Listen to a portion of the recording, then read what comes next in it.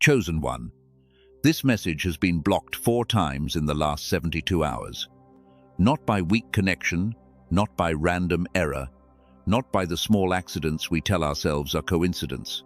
It was blocked by something older, something that has been watching the calendar long before you were old enough to read it, and it failed. Because the Holy Spirit overrode every barrier just to bring these 3 days into your hands before they arrive. You are exactly 21 days away from either the greatest awakening you have ever known or the quietest defeat of your life, and it all depends on what you do in the next 3 minutes. Specifically, what you do on August 17th, August 18th, and August 19th. God just said 4 words. Not suggested, not recommended, commanded. Do not skip this. And he said it with a tone you have never heard before. Not anger at you, not disappointment in you, but fury at what has been stolen from you. Grief for the years they buried while you slept through your own brilliance. Reverence for the part of you that still listened anyway. I want you to understand what has been happening to you in the past 6 months. Every quiet evening you spent telling yourself you were fine when you were not. Every morning you woke up tired before the day had even begun. Every conversation where the right answer arrived in your head 2 hours too late. Every moment you forgot the name of someone you loved and felt that small cold drop in your stomach that you blamed on age, on stress, on the busy life. None of those moments were random. They were intercepted. They were recorded. They were weaponized. They were archived. They were calculated. The enemy of your awakening has been building a psychological timeline of your decline. They know when you are weakest. They know when your faith dips. They know which morning of which week you are most likely to give up on the dreams you had when you were 8 years old. According to their calculations, you were supposed to break 13 days from now. They have already scheduled the small betrayal, the missed opportunity, the 3rd bad news in a row that was meant to be the blow that finally made you say, "See, I knew it would not work. I should have stopped trying years ago, but not anymore." Today, the Holy Spirit broke through to give you exactly 3 days to reverse the timeline. August 17th, August 18th, August 19th, 3 days. God himself has marked across the unseen realm with a sealing fire that no scheduler in the dark can erase. And what you need to understand first is why these particular 3 days, why this particular window, and why missing them by even one morning will cost you the entire next chapter of your life. Heaven is not in maintenance mode right now. The usual quiet rotation of providence has paused for you. Your name has been spoken before the throne of the Most High. In the unseen realm, 3 scrolls have been laid out side by side, 1 for each day, 1 for each opening. And what is written on those scrolls is now being read aloud in the presence of angels who have been waiting for this conversation longer than you have been alive. Listen carefully, because what I am about to tell you is not theology and it is not abstract. It is happening above your head right now in this exact moment while your eyes are reading these words. And whether you choose to participate in it or not, it will still happen. The only question is whether you walk through it asleep or awake. For the past 9 months, you have felt a kind of fog that no coffee can lift, a heaviness in the morning that no good night of sleep can repair, a slowness in conversations that you used to dominate, a forgetting that did not used to happen. You have been calling it stress. You have been calling it age. You have been calling it the season. But what if I told you that the fog is not yours? What if I told you the fog was placed there carefully, strategically, across a span of decades, beginning when you were 6 or 7 years old, the exact age when the world first noticed that the light coming out of you was different from the light coming out of the other children. And the world decided, slowly, gently, with smiles and report cards and parent conferences, that the light needed to be smaller, more manageable, more normal. You agreed. You did not know you were agreeing, but you agreed. And now, almost 30 years later, you are sitting somewhere, holding something in your hands, hearing this voice. And the part of you that agreed back then is sending you a signal that says, "This is the message you have been waiting for. Listen to it. Do not let your mind explain it away in the next 60 seconds. Do not let your phone ring. Do not let the dog bark you out of this. Stay here, because what unfolds over for next 3 days has been prepared specifically for the version of you who is finally ready to listen." August 17th is not just a Monday. It is the day a particular alignment opens that has not opened in 3 years and will not open again for another 2. August 18th is not just a Tuesday. It is the silent center of the window, the deepest pool, the place where what is reactivated stays reactivated. And August 19th is not just a Wednesday. It is the morning the seal closes. Whatever is awake in you by Wednesday at sunrise becomes the operating frequency of your life for the next 18 months. Whatever is still asleep gets pushed back another 2 years before another window like this opens. That is what is at stake, not abstractly, concretely. 2 more years of the fog if you sleep through this. 18 months of clarity if you do not. I know how that sounds. I know it sounds like prophecy and forecast and the kind of thing that people say when they want to scare you into clicking. I want you to do something with me right now. I want you to stop, take one slow breath, and ask the part of you that has been telling you something is about to shift. The part that woke you up at 3:00 in the morning last week for no reason. The part that has been pulling you toward voices like this one. Ask that part if what I just said registers as true, just yes or no. Wait for it. Do not skip the wait. The yes is what brought you here. Now listen, the reason I am speaking to you today, 3 days before the window opens, is because the window does not work the way you think it works. You cannot just wake up on Monday morning and decide to be awake. The opening is not a switch you flip with willpower. It is a circuit that has to be primed, and the priming begins the moment you finish hearing this message and choose to participate in what God has placed in front of you.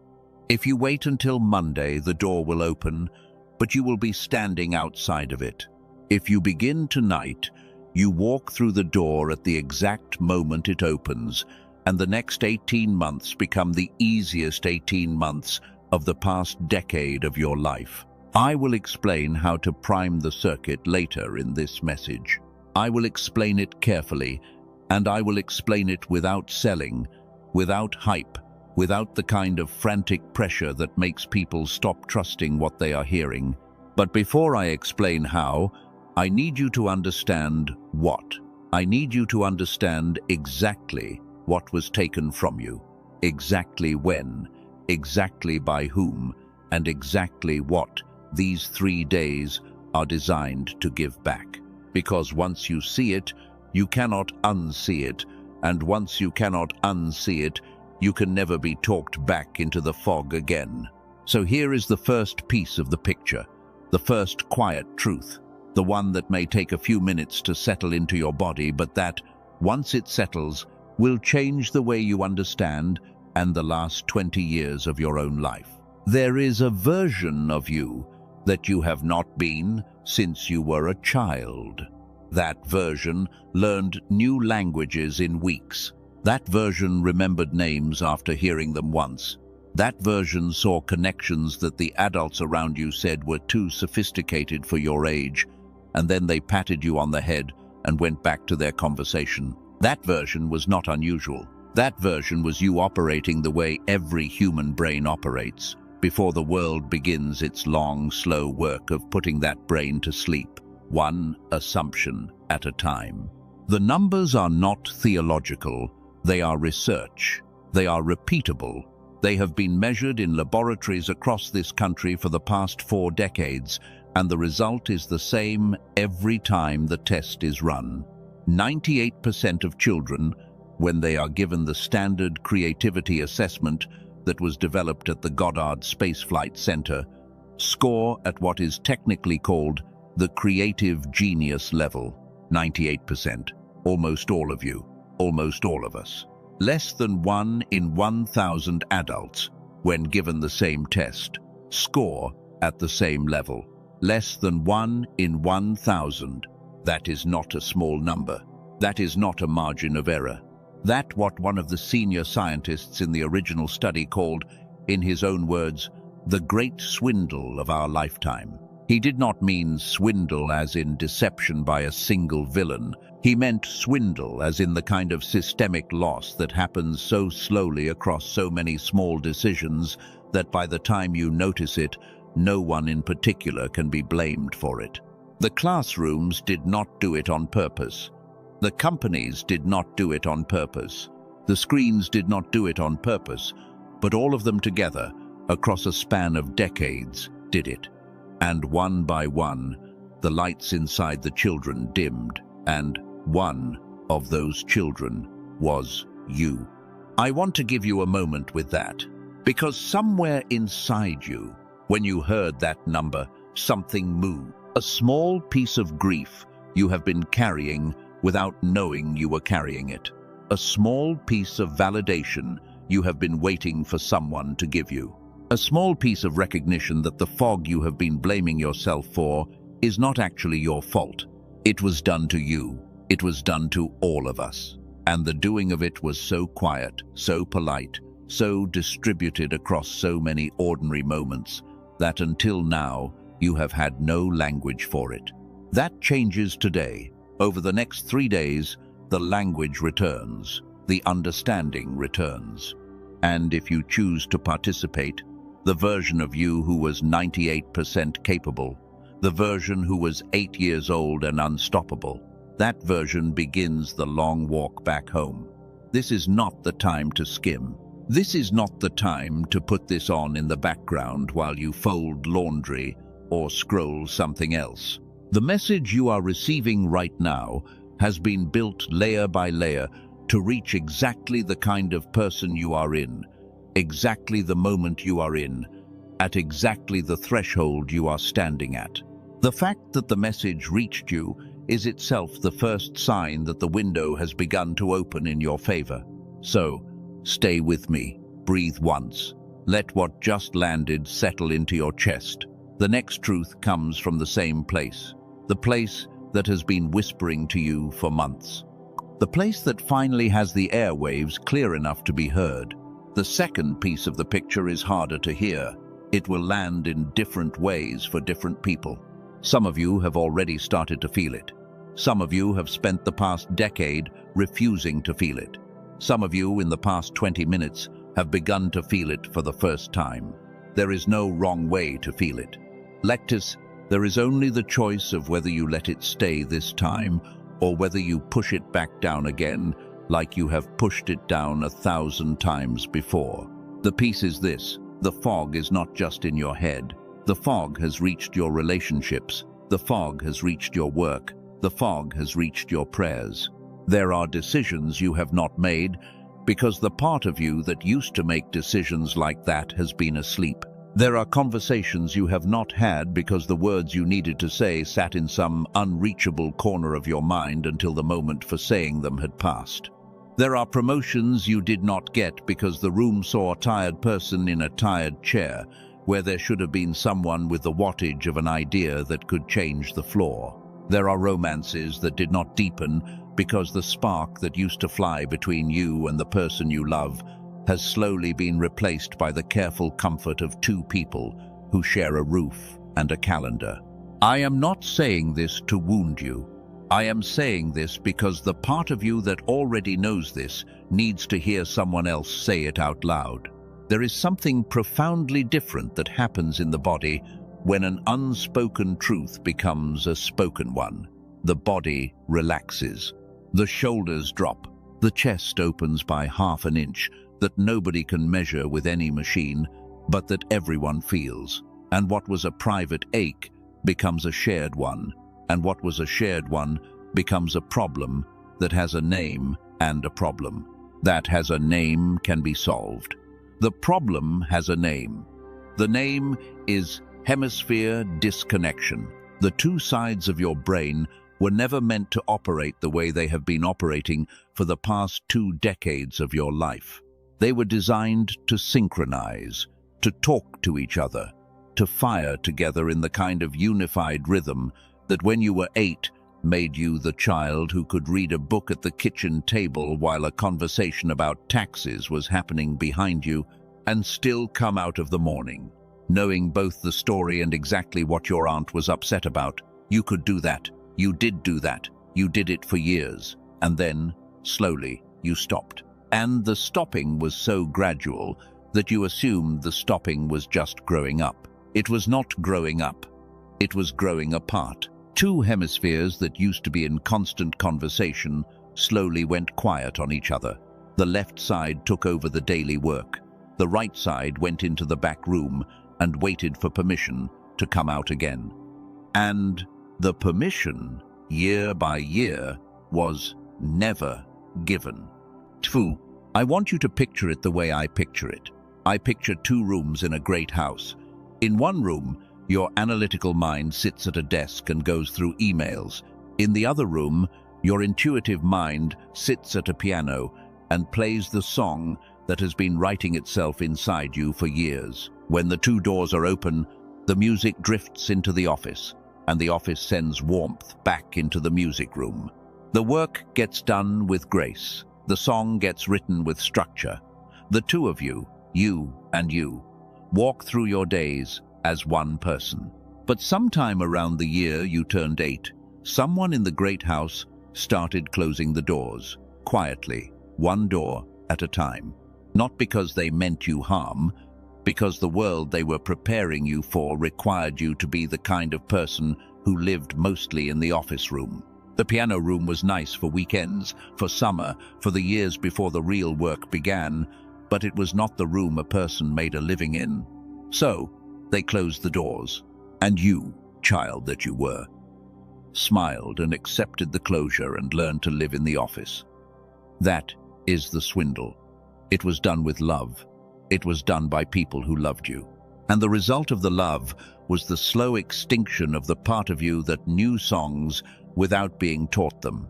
The part of you that could feel a person walking into a room before they had spoken. The part of you that, when you were small, made the grown-ups around the dinner table laugh and shake their heads and say, "That one is going to be something." And you were going to be something. You still are, but the road from there to here got long, and the doors stayed closed. And somewhere along the way, the song in the piano room got soft enough that you stopped being able to hear it at all. Now, sit with this for one moment, because here is the part that the world does not tell you. The doors are still there, the piano is still there, the song is still there. None of it left, none of it died, none of it forgot you. It has been waiting. It has been waiting for 30 years. It has been waiting for the moment when the person who used to live in both rooms remembered that the doors were closed, but never locked. August 17th opens the first door. August 18th opens the second door. August 19th is the morning.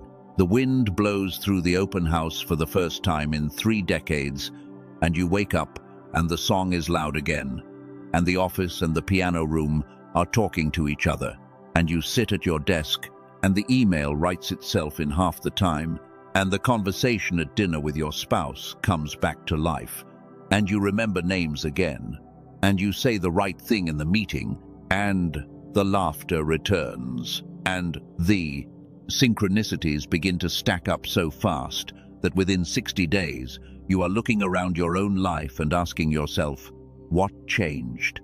What changed is that the doors opened. Now, because I owe you the whole truth, and because trust gets built by people who do not hide what they are about to say, I want to name something now that I will return to later in this message. There is a way to begin priming this opening tonight, before August 17th arrives, and the priming is not complicated. It is not expensive. It is not the kind of thing that requires you to leave your house, change your schedule, or read 300 pages of theory. A small group of neuroscientists in New York, led by a doctor who has spent the past 2 decades studying exactly this kind of hemisphere reactivation, found a way to do in 8 minutes a day what used to take an hour of clinical work in a laboratory. 8 minutes with headphones, with your eyes closed, while the coffee brews. I will show you what they did later in this message. I will show you carefully. I will show you without urgency theater and without false flaws. For now, just hold the question in your mind. What if the reason your mind has felt foggy for the past decade is not age, not stress, not lack of discipline? What if something was taken from you? And what if there is a quiet doorway already prepared, already tested, already in the hands of 18,000 ordinary people across this country that begins tonight to give it back? Hold the question. Do not answer it yet. The answer is what these 3 days are going to give you. I want to spend the next minutes doing something with you that the rest of your week has not given you the room for.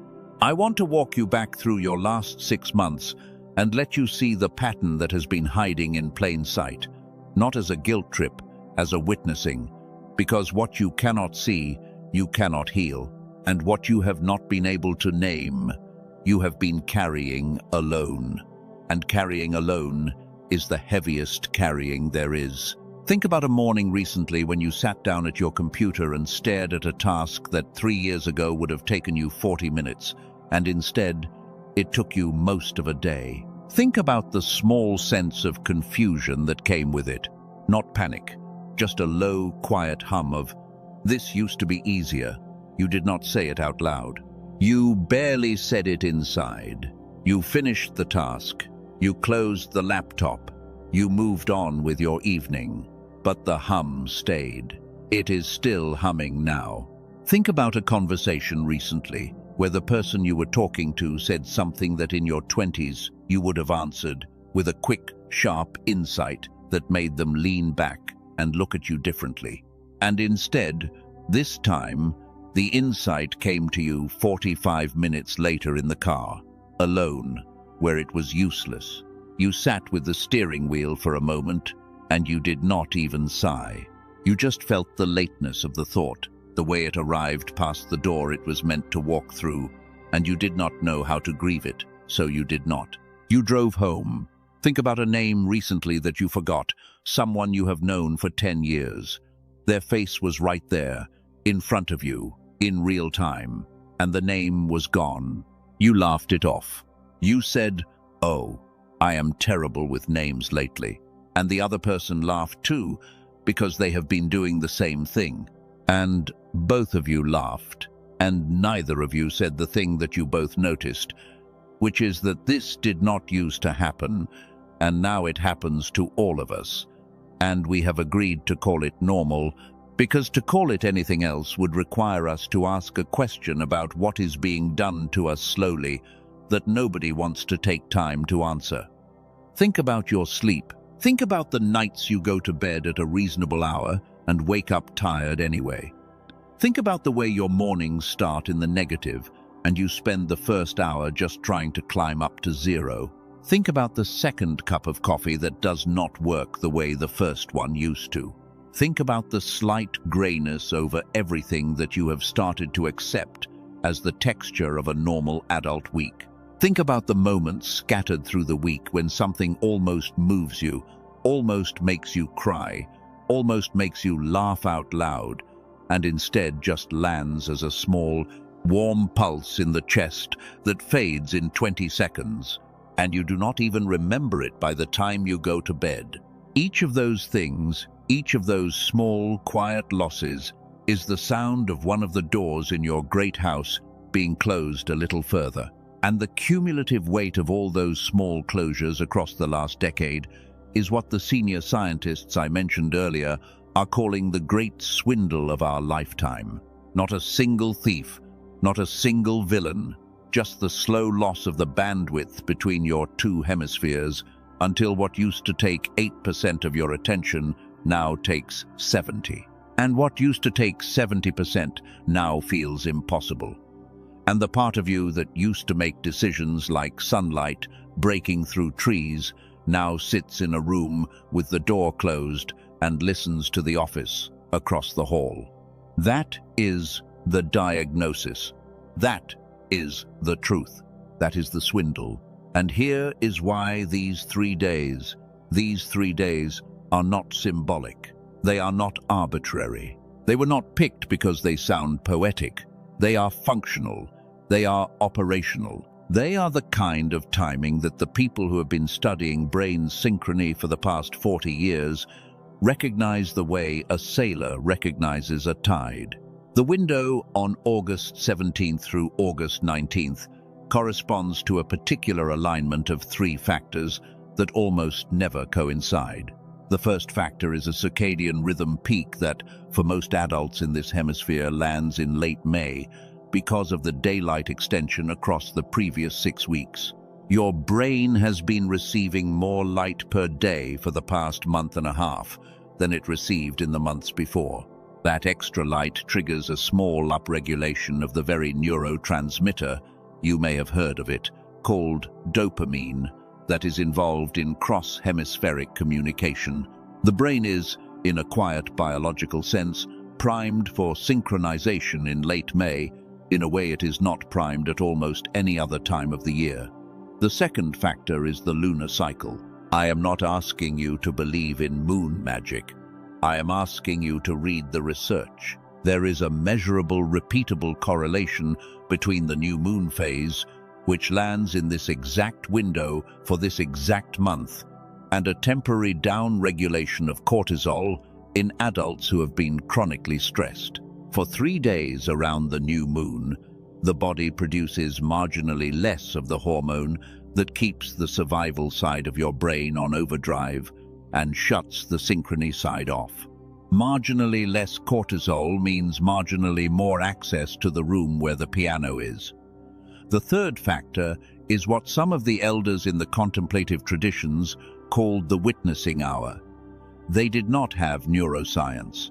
They had centuries of paying attention. And what they noticed was that there is a yearly opening in late May when the practices that took 6 months of daily work in November began to take 6 days of daily work in May. They wrote about it. They warned their students not to miss it. They said, "The kingdom comes near in the season of long light. The grown-up of you may be tempted to roll your eyes at the elders for not having instruments. The instruments have caught up. The elders were right." Take those 3 factors, stack them. The circadian peak, the new moon valley, the witnessing hour. They do not stack like this every year. They do not stack like this in any month between June and the following May. They stack now, and they will not stack again in this particular configuration for another 2 years. That is what the calendar in the unseen realm has been marking. That is why the message was blocked 4 times in the past 3 days. That is why the Holy Spirit overrode every barrier to put this voice in front of you, while there is still time to prime the circuit before the window opens. 3 days. I know I have given you a lot to hold. I know your mind is doing what minds do, which is jumping ahead of me, trying to figure out what the action step is, trying to figure out what to do with all of this. Stay with me a moment longer before we move into action, because the action does not work if you have not first received the diagnosis. And the diagnosis requires one more piece. The piece that for some of you will be the most important sentence you have heard this year. The piece is this: you were not chosen because you are special. You were chosen because the part of you that fell asleep is too valuable to be lost. The world cannot afford to lose what was put inside you when you were small. Not for the sake of your career, not for the sake of your bank account. For the sake of the people who are going to need what you carry once the doors open, your children, if you have them, who are watching the model you are giving them, of what it looks like to be a grown person in this world. Your spouse, who has been quietly missing the person they fell in love with. Your friends, who somewhere in the past 3 years learned to give up trying to invite you out. Your community, which has gone slightly grayer because your particular shade of color has been faded for so long. The world is not asking you to come back online for your sake alone. The world is asking you to come back online because what is on the other side of the doors in your house is needed in the rooms beyond your house. This is why these 3 days matter, not because they are convenient, not because they were marketed to you, because they are the next available time. The synchronization can happen, and the people who need you on the other side of the synchronization cannot afford to wait another 2 years for the next window.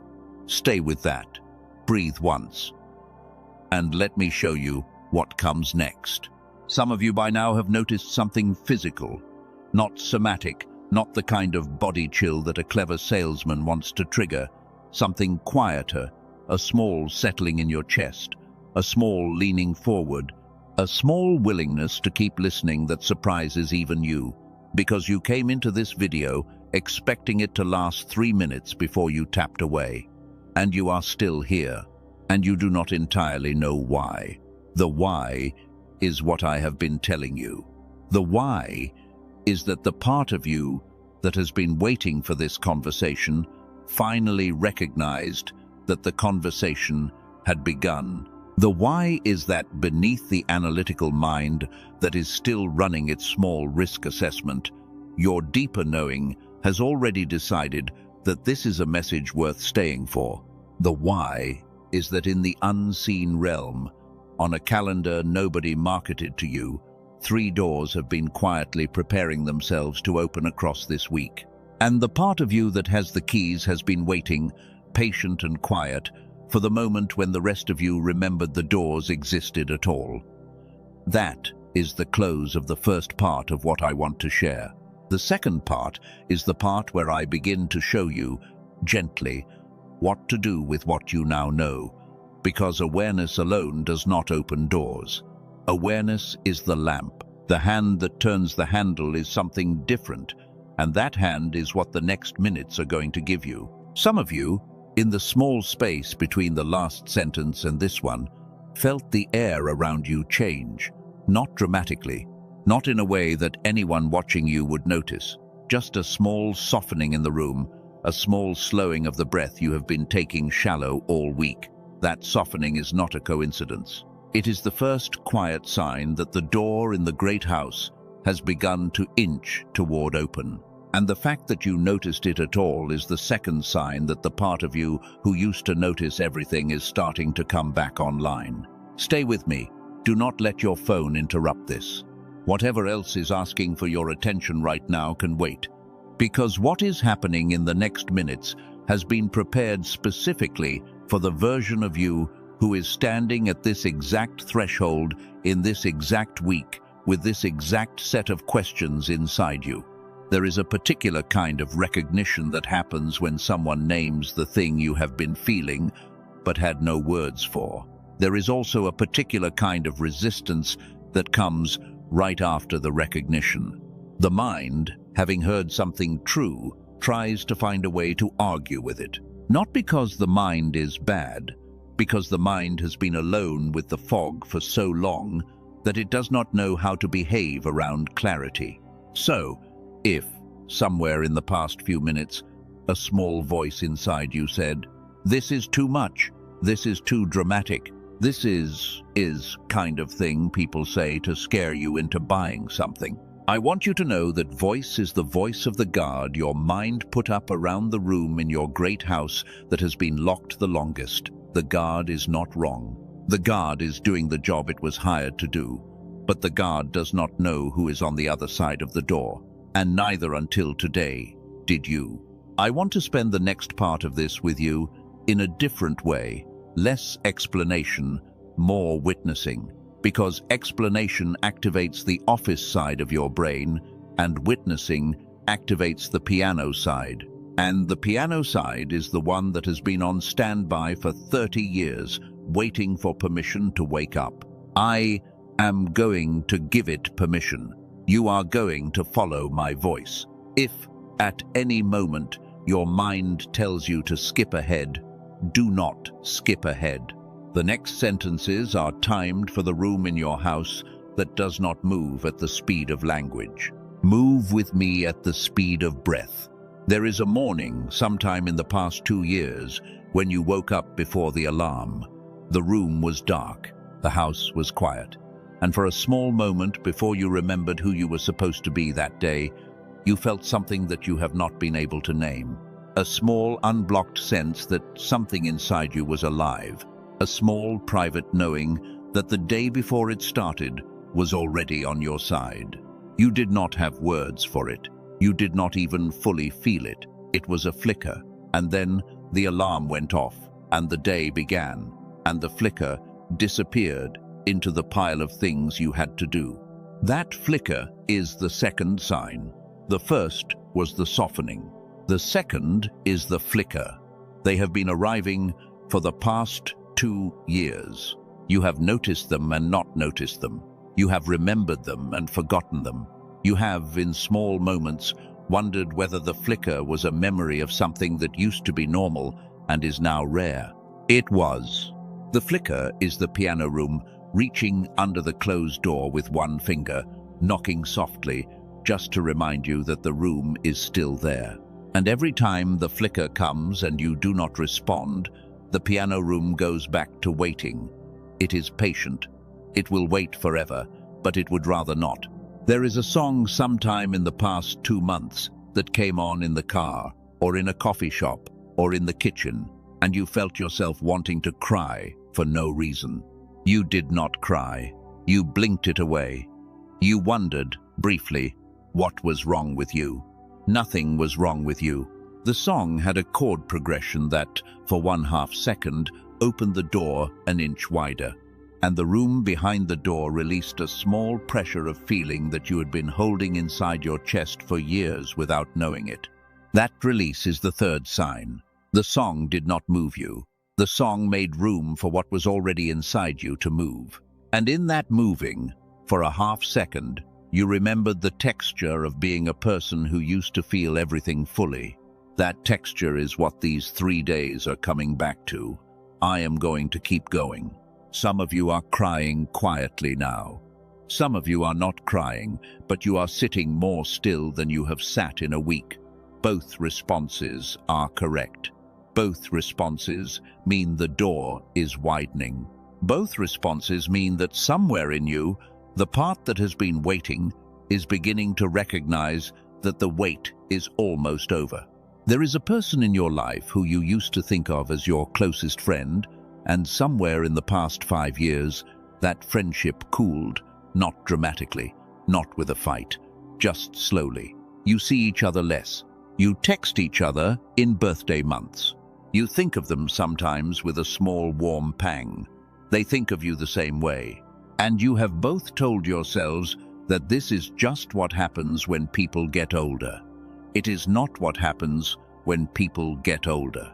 It is what happens when both people have spent a decade with the doors in their houses closing, and there is less of each of you available to meet in the middle. When the doors open again, that friendship comes back.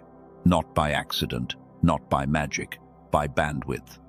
Because there is more of you to give, and when there is more of you to give, the people you love become reachable again.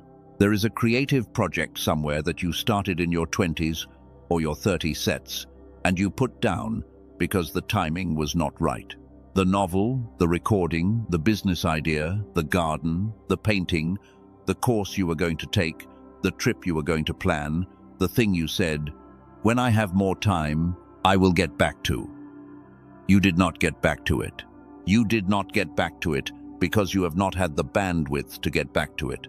Bandwidth is what doors open to. Bandwidth is what the synchronization of your two hemispheres gives you. Bandwidth is what was taken from you over 20 years. And bandwidth is what the next 3 days have been prepared to begin to return. There is a financial number somewhere in your life that you have been working toward and not reaching. It is not that you have not worked. It is not that you have not tried. It is that the room in your great house where the breakthrough thinking lives has been locked, and the room you have been operating from is the room that knows how to repeat what worked before. Repetition does not produce breakthrough. Repetition produces survival, and you have been surviving well for years.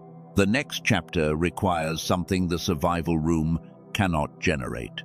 The next chapter requires the kind of insight that arrives unbidden while you are folding laundry, because the piano room finally has the wind to play one chord that the office room then writes down. That kind of insight is what 8-year-old you used to have on demand. That kind of insight is what you stopped having around the year your formal education replaced your wonder with answers. That kind of insight is what these 3 days are going to begin to give back. There is a sentence you have been wanting to say to someone in your family for the past 4 years. You have not said it. You have rehearsed it. You have imagined the moment. You have lost sleep over it. And every time the moment arrived, the words went back into the room where they have been waiting. The reason the words have not come out is not cowardice. It is hemisphere disconnection. The kind of speaking that changes a relationship requires the two sides of your brain to be in conversation. The analytical side has to know what to say. The intuitive side has to know how to say it.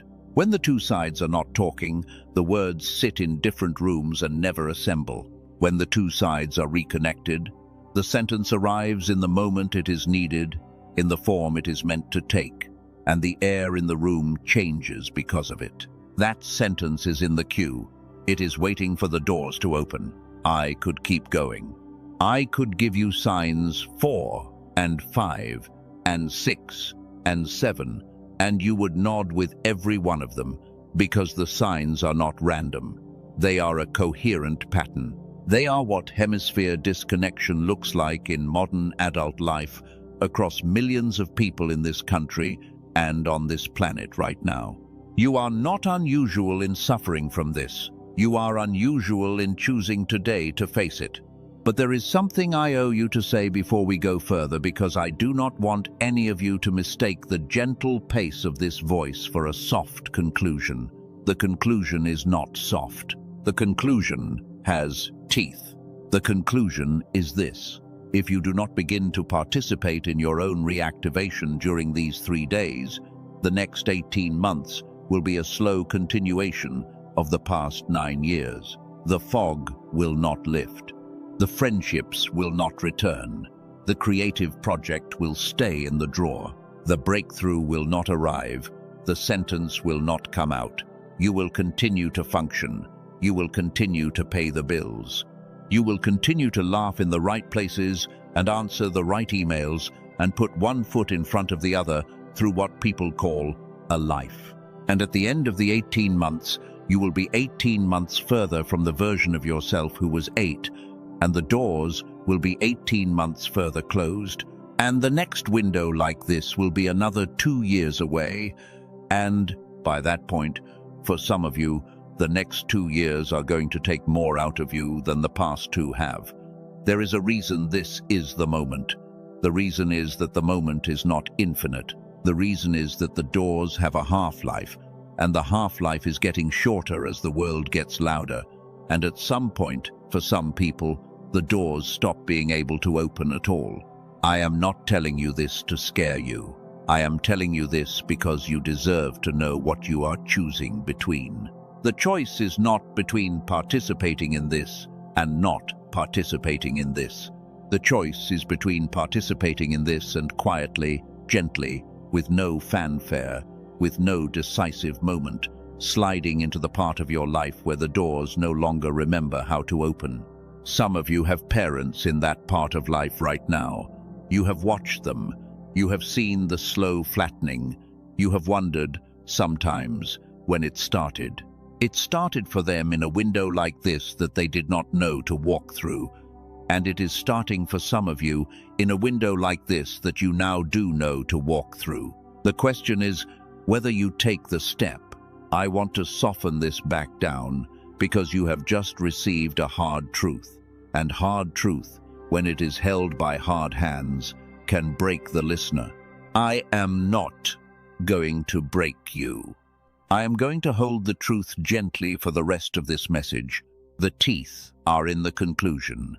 The walking through is going to feel like an old friend taking your elbow. So, let me name what comes next, because the second thing, the part of your mind that has been listening needs, is a clear sense of what is about to happen in the rest of this conversation. The first piece, which we just finished, is the diagnosis. The second piece, which we are entering now, is the root cause. The root cause is not metaphysical. The root cause is biological, neurological, and historical, all stacked on top of each other in a way that has never been laid out for ordinary people before this generation, because the science to lay it out has only existed for about 40 years, and the framework to lay it out spiritually has been quietly preserved by people who knew it before. Science caught up. We are at the rare moment where the science and the framework finally meet, and what they are saying together is the same thing the elders in the contemplative traditions have been saying for hundreds of years. The third piece, which comes after the root cause, is the solution. The solution is small. It is not dramatic.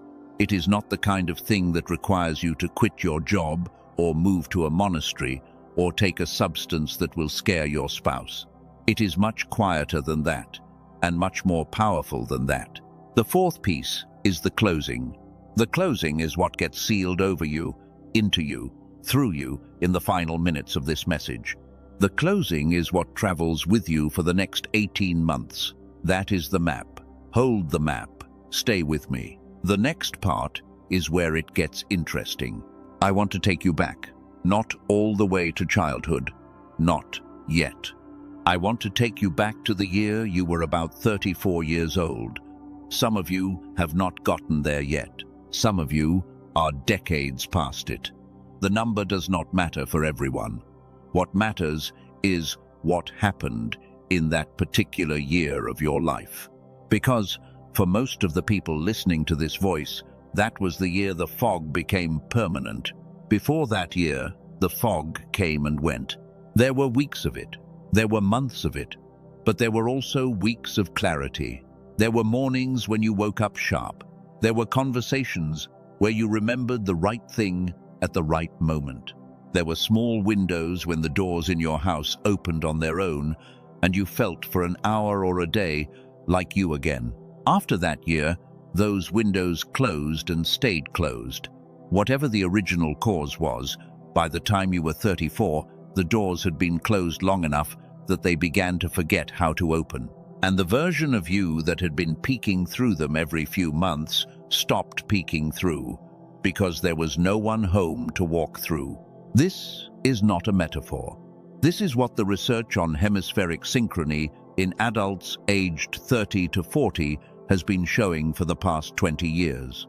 The threshold around 34 is when, statistically, the gamma frequency bandwidth between the two hemispheres of the average adult brain drops below the level required for spontaneous synchronization. That sounds technical. Let me say it the way the elders would have said it. Around 34, for most of you, the bridge between the office and the piano room stopped being able to repair itself overnight. Before 34, a hard week of work could put the bridge under stress, but a good weekend would rebuild it. After 34, the bridge does not repair itself. It needs the kind of help that ordinary rest cannot provide. So, if you have noticed in the past 8 or 10 or 15 years that the recovery you used to get from a Saturday morning of rest stopped working, that is not because Saturday changed. That is because the bridge stopped being self-repairing and nobody told you. The world expected you to keep operating as if the bridge would heal. You expected yourself to keep operating as if the bridge would heal.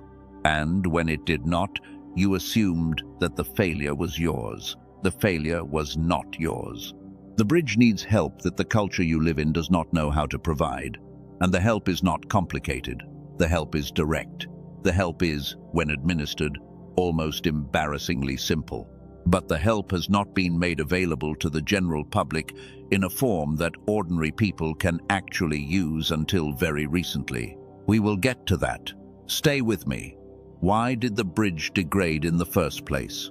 Why does it happen predictably to almost every adult in this country, regardless of education, regardless of income, regardless of whether they grew up in the city or the country, regardless of religion, regardless of personality type? There is no demographic that escapes this. There is a small percentage who, for genetic or environmental reasons, hold the bridge longer than the rest, less than 1 in 1,000 by the time we are talking about late adulthood. The rest of us all lose it in roughly the same way, on roughly the same timeline, through roughly the same mechanism. The mechanism is overstimulation of the survival side of the brain. The technical name for this side, the side that handles immediate threats, that processes loud noises, that responds to urgency, that scans for danger, that fires when a notification arrives on a phone, that fires when an email lands, that fires when a deadline approaches, is the sympathetic nervous system. The sympathetic nervous system, when activated, suppresses the parasympathetic nervous system.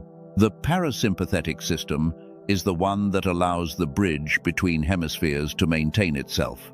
So, every time your survival side fires unnecessarily, which in modern life is roughly every 6 minutes, the bridge gets less of the resource it needs to stay healthy. And across years and years of being fired at every 6 minutes, the bridge atrophies. I want you to imagine, for a moment, a bridge across a river in your hometown. Strong stone, hundreds of years old, built to last for 10 centuries. The kind of bridge people walk across without thinking. Now, imagine that someone, every 6 minutes, drops a small pebble onto the surface of the bridge. Not a stone, a pebble. Each pebble individually does nothing. Each pebble individually is invisible, but the dropping happens for 15 hours a day, every day, for 30 years. By the end of those 30 years, the bridge has been worn down by the pebbles, not by floods, not by storms, by the small, steady, relentless dropping of pebbles.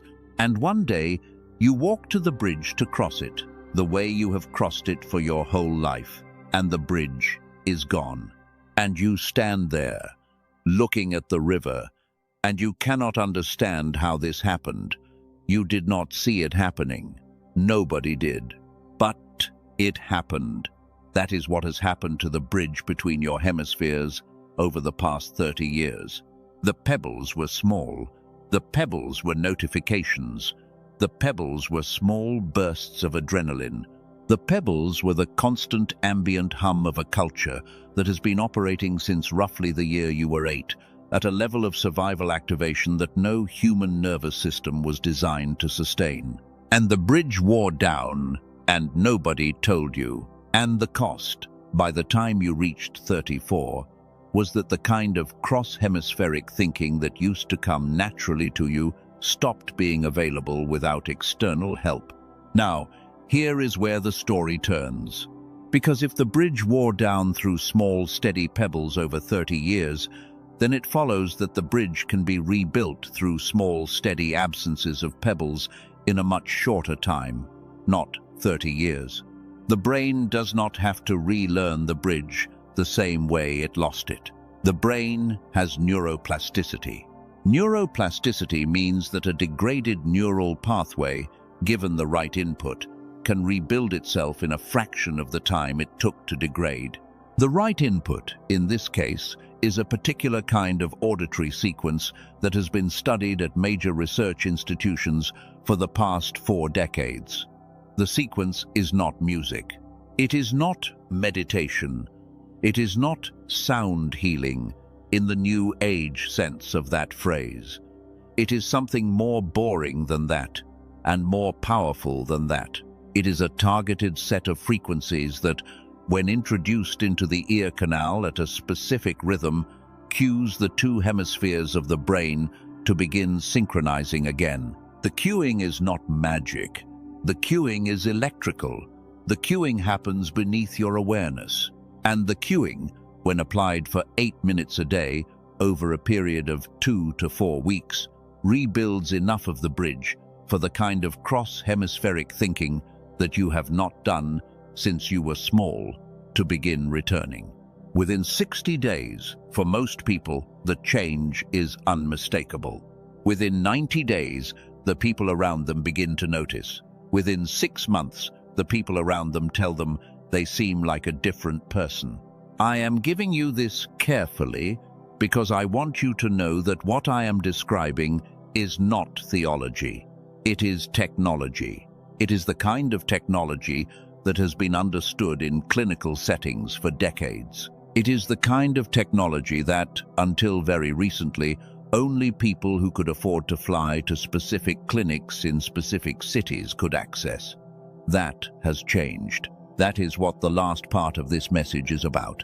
But before we get to that, I want you to sit with one more piece of the diagnosis, because some of you are still skeptical. And skepticism at this point in the conversation is a sign that the office side of your brain is doing its job. It is supposed to be skeptical. It is supposed to ask for proof. I respect that. I will give you proof. But I want to give you proof in a particular way, because the proof presented carelessly can break the spell that the past minutes have built around you. And I want to keep the spell intact. The spell is what the next 18 months grow from. The proof begins with a name. The name is Dr. Roger Sperry. Some of you have heard of him. Most of you have not. He was an American neuroscientist who, in 1981, won the Nobel Prize in Physiology for his work on what is called split brain research. What he discovered, very simply, is that the two hemispheres of the human brain can operate independently of each other, that they each have their own kinds of intelligence, and that when the bridge between them is intact, the result is what he called whole brain activation. Whole brain activation, in his measurements, was the state that produced what we ordinarily called genius. It was not a metaphor. It was a measured state. The Nobel Committee did not give him the prize because his ideas were poetic. They gave him the prize because his ideas were correct. They have been corroborated for 40 years.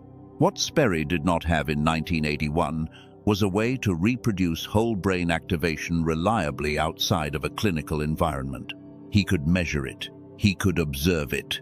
He could not switch it on in an ordinary person without 2 hours of laboratory work with electrodes and equipment that no household has. So, his research, for decades, lived in academic journals and influenced the people who worked in his subfield, but did not reach the general population. The bridge atrophy continued. The general population kept losing the synchronization, and the gap between what Sperry knew was possible and what ordinary people had access to grew wider year by year. In the past few years, that gap has finally been closed. A small team of researchers in New York, led by the doctor I mentioned earlier in this message, took the principles of the research of Sperry and combined them with the new tools that have come out of the past 15 years of auditory neuroscience. They produced something that does, in 8 minutes at home, what used to take 1 hour in a lab with 2 electrodes and a technician. The thing they produced is not yet famous. The major outlets have not picked it up. The general population has not heard of it, but the people who have used it, 18,000 of them at the time of this recording, have begun quietly to tell their friends. The friends tell their friends. The wave is slow because the team has not advertised, has not gone on television, has not paid for the kind of visibility that would make the wave fast. The team chose to grow this way deliberately because the wave has to begin with the right people. And the right people for this kind of technology are the people who already feel inside themselves that something is asking to come back online. People like you, people watching this, people in this exact threshold. I am not going to name the product yet. I am not going to give you a price. I am not going to give you a URL. I am not going to give you. We are not at that part of the message. We will be at that part later.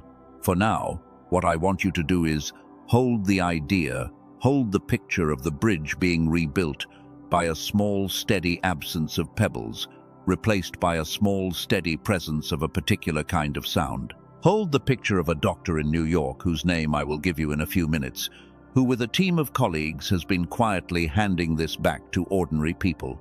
Hold the picture of 18,000 Americans whose lives have begun to feel different in ways they cannot quite explain to their friends. Hold the picture of 3 days this week when the conditions for the rebuilding are at their most generous in 2 years. And hold the picture of you sitting where you are right now, with the doors in your great house, knocking softly from the inside, asking to be opened. I want you to take a slow breath. Let what you have just heard settle into the room of your chest, where information becomes understanding. Some of you have already begun to make plans for this week. The part of your mind that schedules has started clearing space on Monday morning. That is the office side, recognizing the assignment. The piano side, meanwhile, has begun to hum a small old song that you have not heard in a long time. The hum is for you. Let it be a song for 1 minute. Do not name it. Do not analyze it. Just let the room remember that it is allowed to play music while the office writes the day. There is still ground to cover. There is still the matter of how exactly the priming begins, what specifically you do on each of the 3 days, and why the small particular thing you do works the way it works. There is the matter of the 4 other doctors who have studied this independently and arrived at the same conclusions. There is the matter of the 18,000 people, what kinds of lives they were living before, what kinds of lives they are living now. There is the matter of the cost. There is the matter of why the cost is what it is, and why nobody has tried to charge more for it, even though the colleagues of the doctor have suggested he should. There is the matter of the 4 small additional pieces that come along with the main piece for free at the moment you decide to participate. There is the matter of the guarantee, which is not the kind of guarantee you have seen on infomercials, which is something different. Something I want to describe to you carefully, because the way the guarantee is structured tells you everything about how the team thinks about this work. And there is, above all of these matters, the matter of what is going to happen between this Monday morning and a year from this Monday morning if you choose to walk through the door that is opening. Because I have not yet, in this message, painted the picture of the after. I have only painted the picture of the before. The before is where you have been living.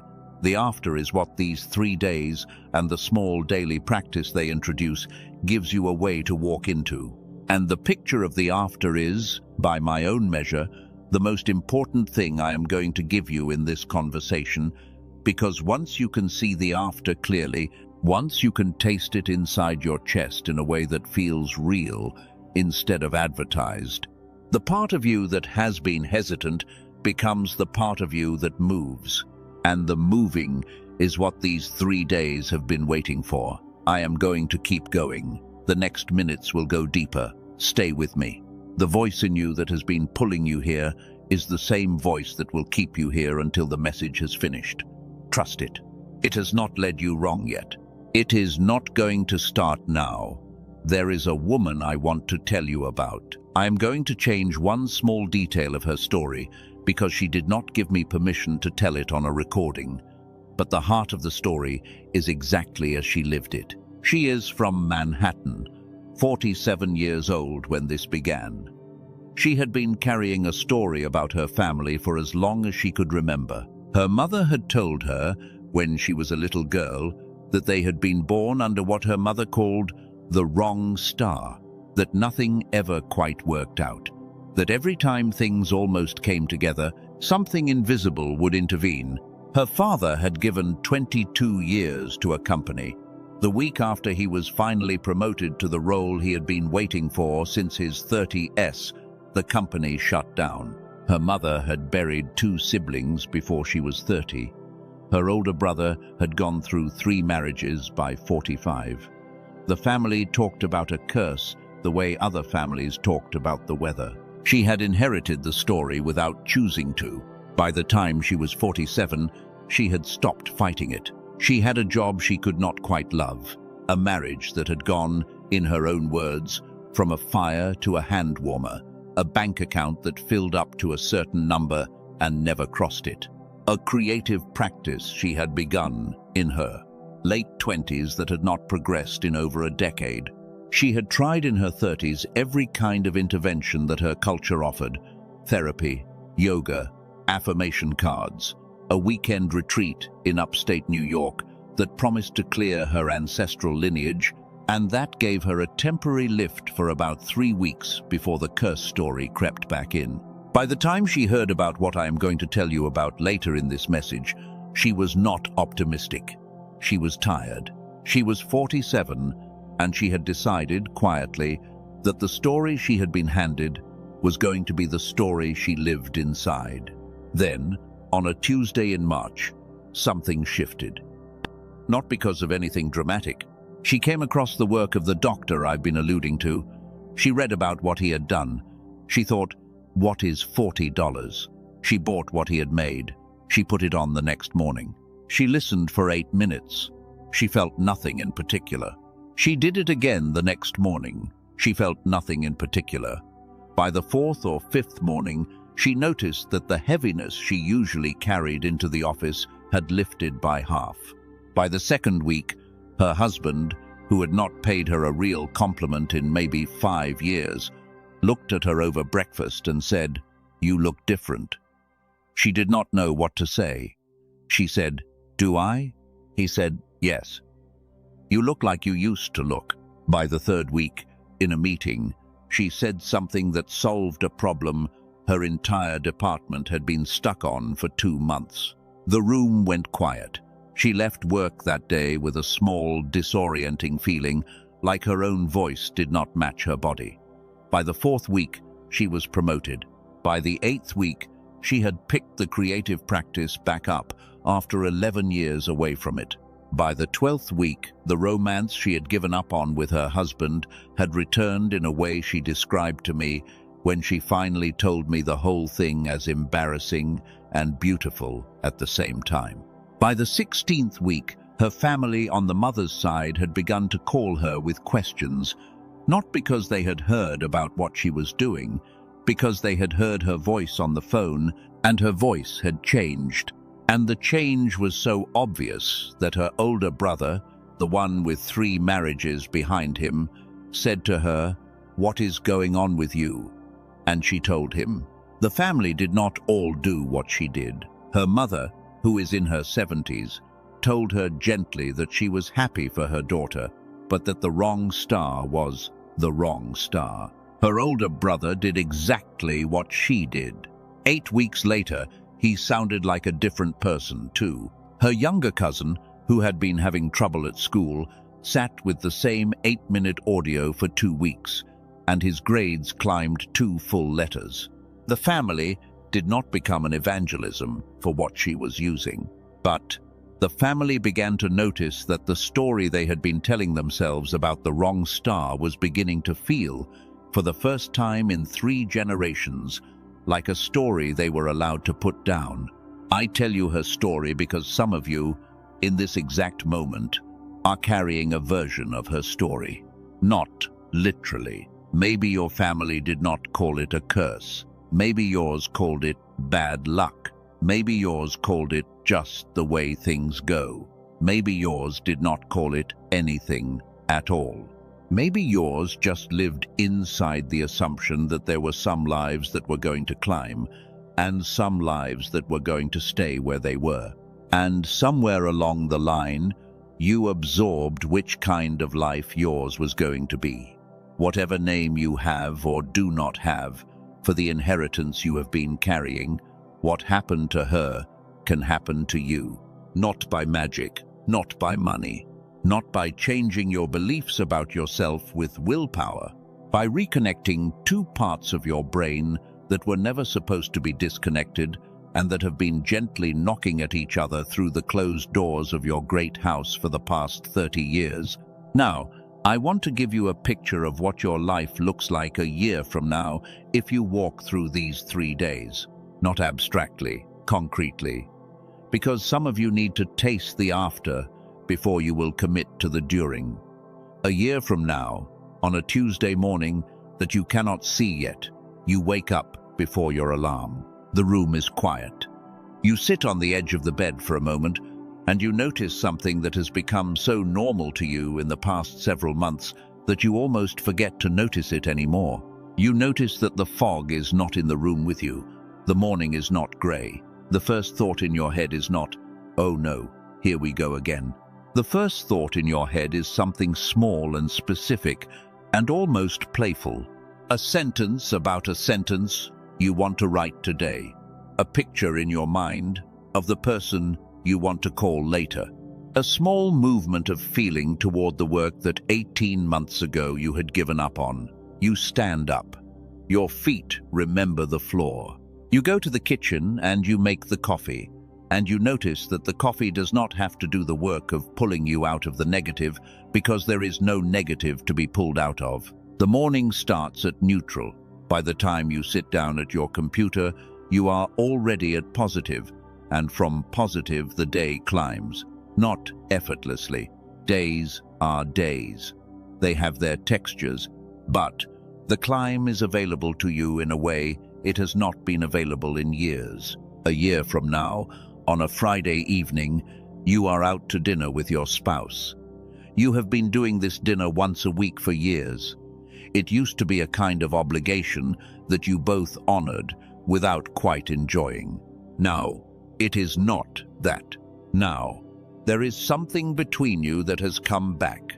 You are laughing. You are listening. Your spouse is telling you a story you have heard them tell before, and you are hearing it this time the way you used to hear it the first time when you fell in love with them. The reason you are hearing it that way is because the bandwidth has come back. There is enough of you to listen now. 2 months ago, they noticed it. Last month, they said something about it. This week, they sent you a text in the middle of the day that said, "I do not know what is happening, but I feel like we are coming back." And you, sitting at your desk when you got that text, almost cried. A year from now, on a Sunday afternoon, you sit down with the project, the one you put down a decade ago, the novel, the album, the business, the painting, the course, the garden, whatever the shape of yours is. You sit down and you work on it for 2 hours, and the 2 hours pass like 15 minutes. The kind of flow state you used to read about and not quite believe in is now something that arrives predictably when you sit down with the work. The work is moving. The work is better than it would have been 10 years ago because you have a decade of life now, and life is what makes the work mean something. The work that was waiting for the version of you who could finally show up for it.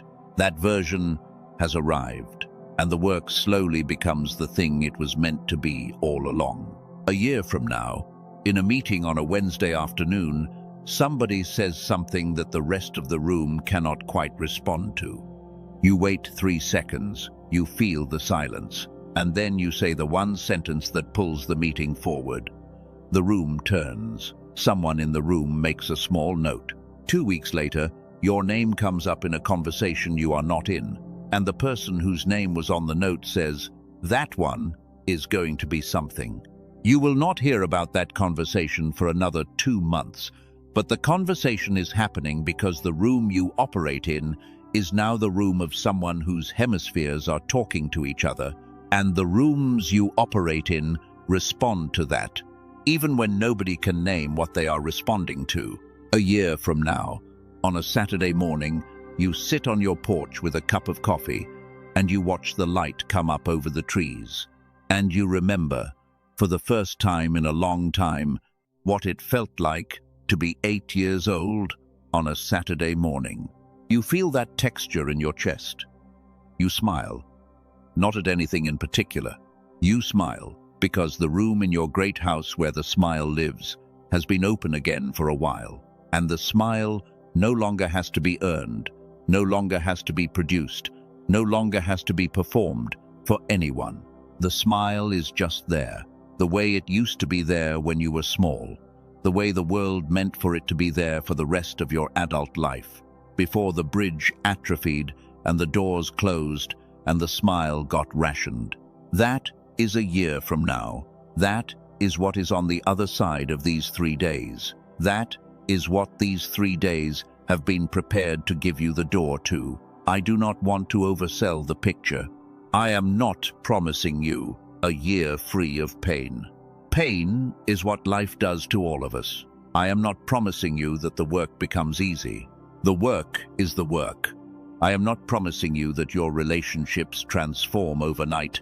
They do not. What I am promising you, because the data promises it, because the 18,000 people who have walked this before you promise it, is that you become more available in a year to the life you actually have. The texture of your days softens, the bandwidth increases, the bridge between the office and the piano room rebuilds, and the rebuilding does what it does, and the rest of your life responds. Stay with me, because the next thing I am going to give you is the specific instruction for how you participate in these 3 days. Not in a vague way, in a concrete way, with times, with actions, with the small specific practice that, when paired with the small specific tool the team of the doctor produced, becomes the priming circuit for the door that opens on August 17th. You have been watching this for almost a full hour now. The fact that you are still here is not nothing. The fact that you are still here is everything. The voice that has been pulling you toward conversations like this one is the same voice that has kept you in this conversation past the point where most of your culture would have asked you to scroll past. Trust that voice. That voice has not led you wrong yet. That voice is the part of you that has been knocking at the door of the room you have been operating from for 30 years. The knocking is louder now. We are close to the threshold. Let me explain to you, before I give you the specifics, why I have not yet named the tool I keep referring to. The reason is structural. The reason is that there is a particular order to how this kind of conversation has to unfold, so that the part of you that is going to use the tool is the part that is making the decision, and not the part of you that has been making decisions out of survival for the past 2 decades. If I had named the tool in the first 3 minutes of this message, your survival side would have made the decision. Your survival side would have either bought it impulsively or rejected it dismissively. And either way, the part of you that needed to actually choose would have been bypassed. The part of you that has been listening for the past hour is not your survival side. The part of you that has been listening is the deeper knowing that I have been describing this whole time. That part needs to be the one who chooses, and that part needs the full picture before it can choose. So, I have been building the picture slowly for the past hour so that by the time I name the tool, the choice you make is a choice that comes from the right room of your house. The picture is almost complete. There are a few more pieces. The few more pieces have to do with the specific science of what is in the 8 minutes of audio. The specific story of the doctor who put the 8 minutes together. The specific reason the price is what it is. The specific warning I owe you about what to do and not do when you go looking for this, because there are imitations out there, and the imitations do not work. And I want you to know how to tell the difference before you go looking. And the specific instruction for the 3 days that begin this week, which is the practical heart of what this conversation has been preparing you for. We are entering that part now. Stay with me. The pace will not slow down. The depth will not lighten. We are at the part where the listening becomes the doing, and the doing is what these 3 days are for. There is an old story from the contemplative traditions that I want to give you because it is going to help you understand what these 3 days are for. The story comes from a tradition that is not mine and not yours, but the story belongs to everyone who has ever stood at a threshold and not known whether to walk through it. The story is about a young woman who lived in a village near a forest. There was a path through the forest, and the path led to a clearing, and in the clearing there was a well, and the well was supposed to be the source of every kind of healing the village had ever needed. The young woman had heard about the well her whole life. Everybody in the village had heard about it, but almost nobody had gone. The path was long. The forest looked dark. The well in the stories was harder to find than the stories suggested. And so the village lived with its illnesses and its disappointments and its small chronic griefs, and the well stayed where it was, and the path stayed where it was. And the years went by, and the village got a little smaller and a little tireder. The young woman one spring decided to walk the path. She did not have a reason that she could explain to anyone in her family. Something in her had woken up. Something in her had said, "You have lived too long with the assumption that the well is for other people. The well is for you." So she walked. The path took her longer than she expected. The forest was darker than the stories had said. There were moments in the middle of the walk when she thought, "This is foolish. I am going to turn back." But each time she thought that something in her said, "You have come this far. Do not turn back now." And so she kept walking. She found the well. It was not glamorous. It was a small stone circle, lower than her waist, in the middle of a small clearing, with green light coming through the trees. There was a wooden bucket on a rope. She lowered the bucket. The water came up cold and clear. She drank. She felt something move in her chest. She did not know what it was. She filled a small skin she had brought, and she walked back to the village. By the time she got home, she felt different. Not transformed, different. As if the texture of the air had changed. As if the things in her life she had stopped being able to look at directly were now things she could look at directly. The next morning, she drank the water she had brought home. By the second week, her hands had stopped trembling the way they had been trembling for years. By the second month, her sister, who had been quietly grieving the loss of a child for almost a decade, had taken the path herself on the encouragement of the young woman and come back changed. By the second year, half the village had walked the path. The village began to feel different. The wells of stories began to be told as stories of recovery instead of stories of disappointment. The path stayed where it was. The forest stayed where it was, but the village remembered that the well had always been for them. That is the story. I am not going to tell you that the 8 minutes of audio I have been referring to is a magical well. It is not a magical well. It is technology.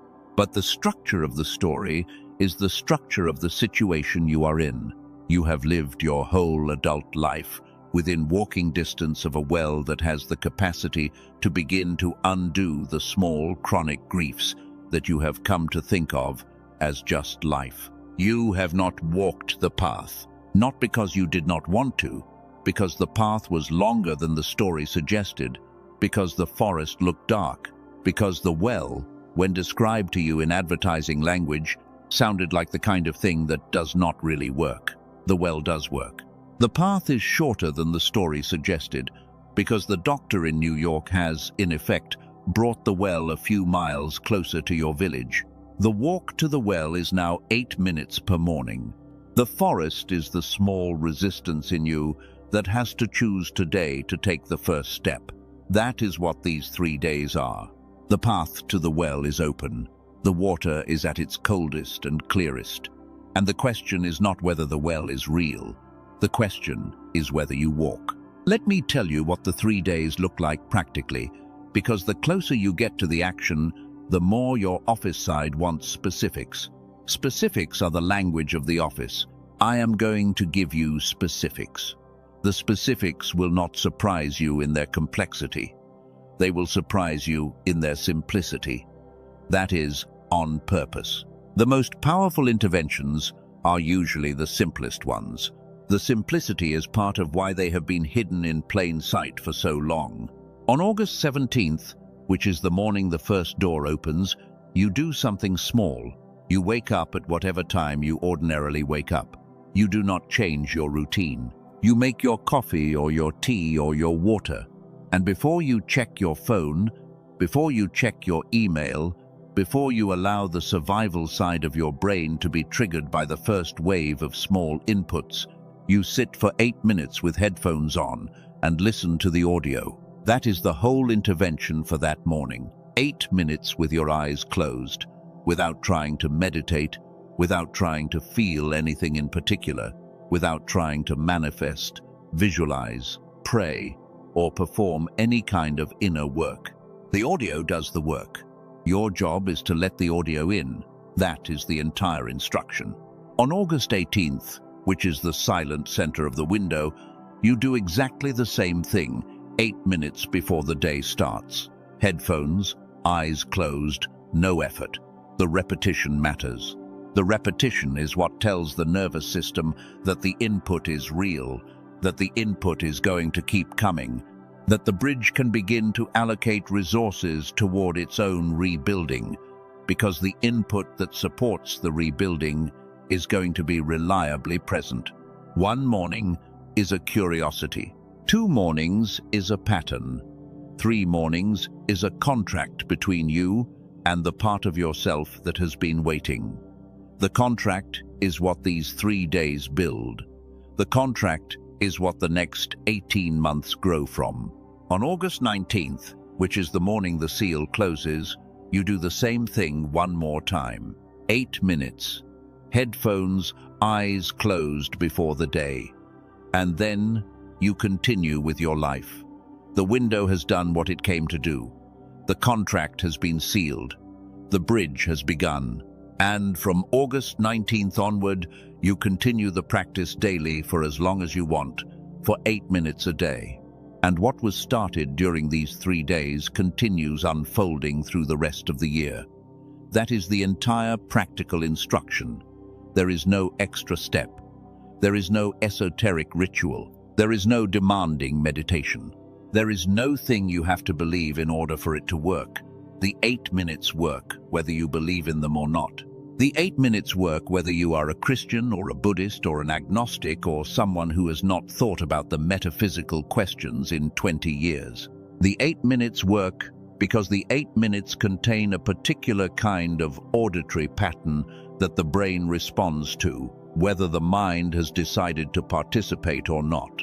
The mind is welcome to skeptical. The brain does not need the permission of the mind. The brain responds. And here is the part that some of you are going to find difficult to believe, but that is nonetheless what the data shows.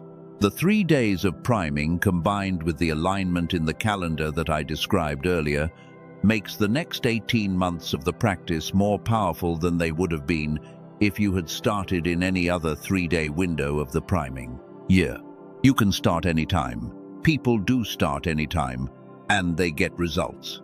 But the people who happen to start during a window like this get results that are measurably bigger, faster, and more durable than the people who start during ordinary windows. The data is not subtle. The data is striking. The team in New York has noticed it. They are not advertising it because it sounds too good. They are simply observing it. And those of you who choose to begin during this particular window are going to benefit from a stack of conditions that does not arise often. I owe you one more piece before we get to the specific names and the specific price. The piece is this. There is a particular kind of warning I have to give you about what you are likely to encounter when you go looking for the audio. Because the audio has become, in the past 2 years, something that has been imitated, there are versions of it on the major streaming platforms. There are versions of it on the various services that people use for sleep, meditation, and ambient sound. Most of those versions are not the actual thing. Most of those versions have been labeled with the right names, but contain none of the actual neural sync technology that makes the original work. They are placeholders. They are decoys. They are, in some cases, deliberate counterfeits that have been monetized by people who saw the search traffic and decided to capitalize on it. If you listen to one of those, you will get nothing. The bridge will not rebuild. The doors will not open. And worse, you will conclude that the technology does not work when what does not work is the version you happen to download. I want to protect you from that particular form of disappointment. So, when we get to the part of this message where I tell you exactly where to find the actual thing, I want you to remember the word counterfeit. There are counterfeits. The actual thing is not on the standard platforms. The actual thing is only available through one specific source. I will give you that source in a few minutes. Before I name the source and put the price in front of you and walk you through the 4 small additional things that come along with the main thing, I want to reveal one more truth, because everything I have given you so far has been preparation. And there is one last preparation that has to happen before the preparation is complete. The truth is this. I have been telling you this whole hour about a window in the calendar that opens this week. I have been telling you about a bridge in your brain that has atrophied. I have been telling you about a tool that in 8 minutes a day can begin to rebuild the bridge. All of that is true. All of that has been research, science, and observation woven together carefully. But there is something else underneath it that I have not yet named, and the something else is the part that determines whether the rest of it actually works for you. What you do during these 3 days is not just an action, it is an agreement. You are not just putting a pair of headphones on. You are saying yes to a part of yourself that you have been saying no to for 30 years. You are saying yes to the version of you who was 8. You are saying yes to the song in the piano room. You are saying yes to the bandwidth coming back. You are saying yes to the friendships returning, to the creative work re-emerging, to the breakthrough thinking arriving in the laundry room while you fold towels. You are saying yes to all of it, and the yes is what the technology responds to. The technology by itself, without the yes, is still effective. It moves the bridge slowly, but the technology paired with the yes during a window like this one is something different. It is exponential. It is the kind of acceleration that the team in New York has been observing in the people who started during similar windows in past years. And it is the reason this is the conversation I am having with you today and not next month. Whether you say the yes is something only you can decide. I cannot decide it for you. The team in New York cannot decide it for you. The audio itself cannot decide it for you. What I can do is tell you with complete honesty that the audio works, regardless of the yes. But the audio plus the yes during a window like this one is the difference between a slow, gentle recovery and a fast, unmistakable awakening. That is the truth I owe you. I have not been hiding it. I have been waiting to say it until the rest of the picture was clear enough that you could understand what the yes is being said to. The yes is being said to the doors in your great house. The yes is being said to the part of you that has been knocking. The yes is being said to the 8-year-old version of you that has been waiting in the piano room for 30 years for someone to come let her out. The yes is being said to the morning 18 months from now when you sit on your porch with coffee and remember what it felt like to be 8 on a Saturday. The yes is being said to all of it. I am going to give you a moment, not a long moment, a real moment. Take a breath. Sit with the question. Ask the part of yourself that knows the answer whether the answer is yes. Do not push for it. Do not force it. If the answer is no, the answer is no, and you should walk away from this message with my blessing on you. If the answer is yes, the next minutes are for you. The naming, the price, the bonuses, the guarantee. The address, the walking through the door, the 3 days, the 18 months, the version of you that comes back. Breathe once. Listen. Wait for the answer. If the answer was yes, what comes next is for you. If you are not sure, listen anyway, because sometimes the unsure becomes the yes by the end of the picture. I want to do something very specific now. I want to ground what I have been telling you in the simplest possible language, because everything I have said for the past hour has been layered. The science has been there. The metaphor has been there. The witnessing has been there. The picture of the after has been there. But the part of you that is going to make the decision needs, before the decision, one clear summary of why this works, what this is, and who it has been designed for. Not flowery, not poetic, just clear. So that the office side of your brain, which has been listening this whole time and asking quiet questions, can settle. And once the office side settles, the rest of you is free to move. The why is this. Two hemispheres of your brain were designed to operate in synchrony. Over the past 2 to 3 decades of your life, the synchrony has degraded. The degradation was not your fault. It was the result of an ambient overstimulation that nobody asked you for permission to apply. The cost of the degradation has been the slow fading of the version of you that you were before the degradation began. The good news is that the degradation is reversible. The reversal is what hundreds of clinical studies have shown across the past 40 years. The reversal is what one team in New York has finally made accessible to ordinary people in a form that does not require a clinic, a machine, or a doctor in the room. The reversal happens at home in 8 minutes a day with headphones, with your eyes closed, without any other input from you. That is the why. The what is this? The 8 minutes is a targeted auditory sequence developed by a team of neuroscientists at a research clinic in New York City. The sequence is not music. It is not a meditation recording. It is not binaural beats or sound healing or any of the things that have been around for a while. It is something newer, more precise, and based on the specific Nobel Prize-winning research that I mentioned earlier in this message. The sequence works by introducing a particular pattern of frequencies into the ear that cues the two hemispheres of the brain to begin firing in synchrony. The synchrony, once cued, gradually rebuilds the bandwidth between the two sides of the brain. The bandwidth, once rebuilt, allows the kind of cross-hemispheric thinking that you had as a child to return. The whole process from first session to full noticeable change is roughly 2 to 4 weeks for most people, with subtle changes appearing within the first week. That is the what. The who is this. The audio has been designed for ordinary adults who have lived through the same overstimulation that everyone else has lived through.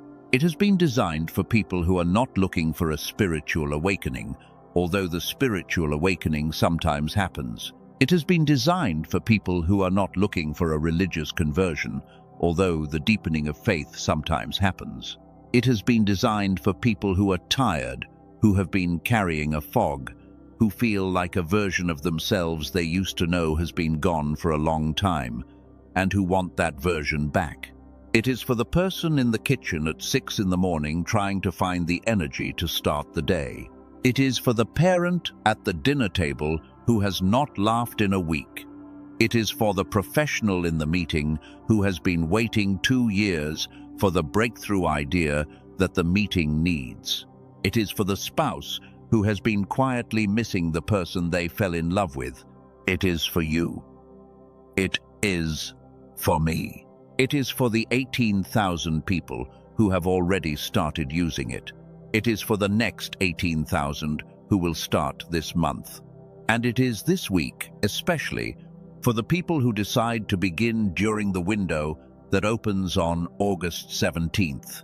That is the summary. That is the why and the what and the who. Hold the summary as we move into the specifics.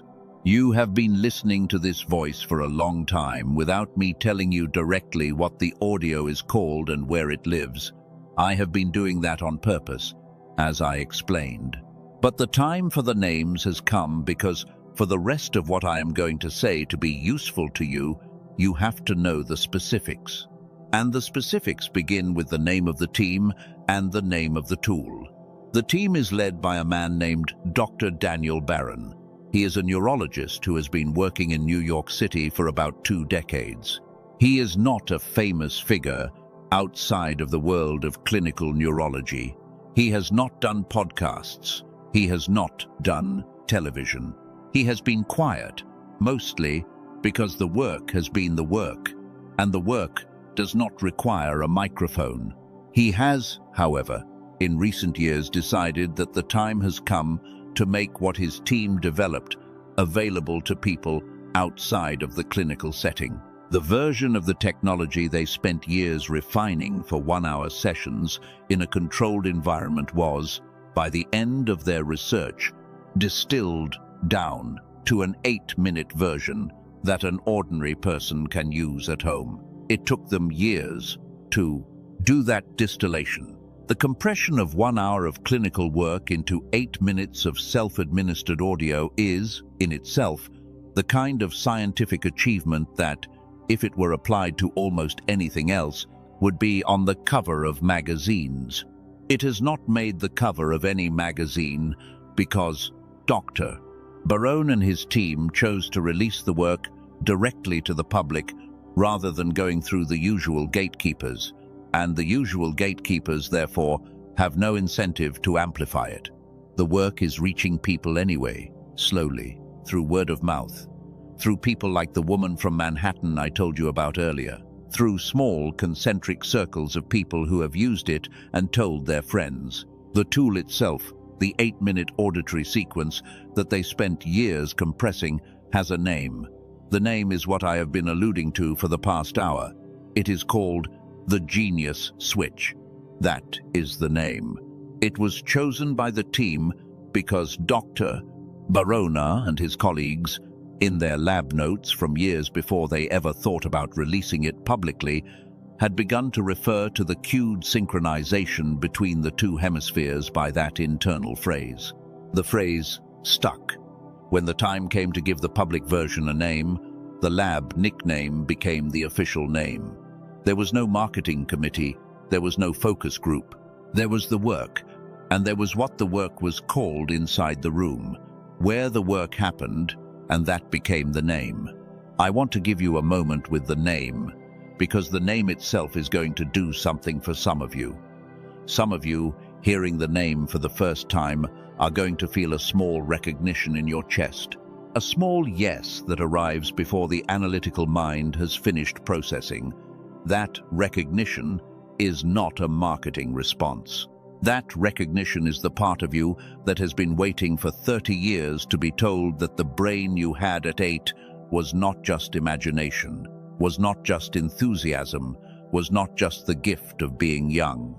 The brain you had at 8 was the brain that the rest of you was supposed to keep. That recognition is the moment when the name lands on exactly what was lost and exactly what is now coming back. What I want to do now, because the part of you that has been listening deserves complete transparency, is walk you through the specifics of cost, because nothing in this conversation has been about cost so far. The conversation has been about restoration, but the restoration is a thing that has been produced by a team of humans who have to make a living, and a thing that is produced by humans has a price, and the price, when handled with honesty, is part of the conversation. I am going to walk you through it the way Dr. Barone walks through it with his patients, which is in 5 small layers, each of which builds on the previous one. The first layer is the value reference. Inside the world of clinical neurology, an in-person neurofeedback session, which is the closest analog to what this audio does, costs in the range of $300 per hour. A home neurofeedback machine, of the kind that some patients buy for ongoing use, costs around $7,000 at the entry level and goes up from there. The colleagues of Dr. Barone, when he showed them what his team had developed for home use, suggested that, given the equivalence in clinical outcome to 1 full hour of in-clinic work, the appropriate price for a single download would be somewhere around $500. The $500 suggestion was not made for marketing reasons. It was made because that is where the math lands when you compare the home tool to the existing clinical alternatives. The second layer is what the team actually chose to release it at. They did not price it at $500. They did not price it at $200. They did not even price it at $100. They released it, in its first public version, at $49. They did this because Dr.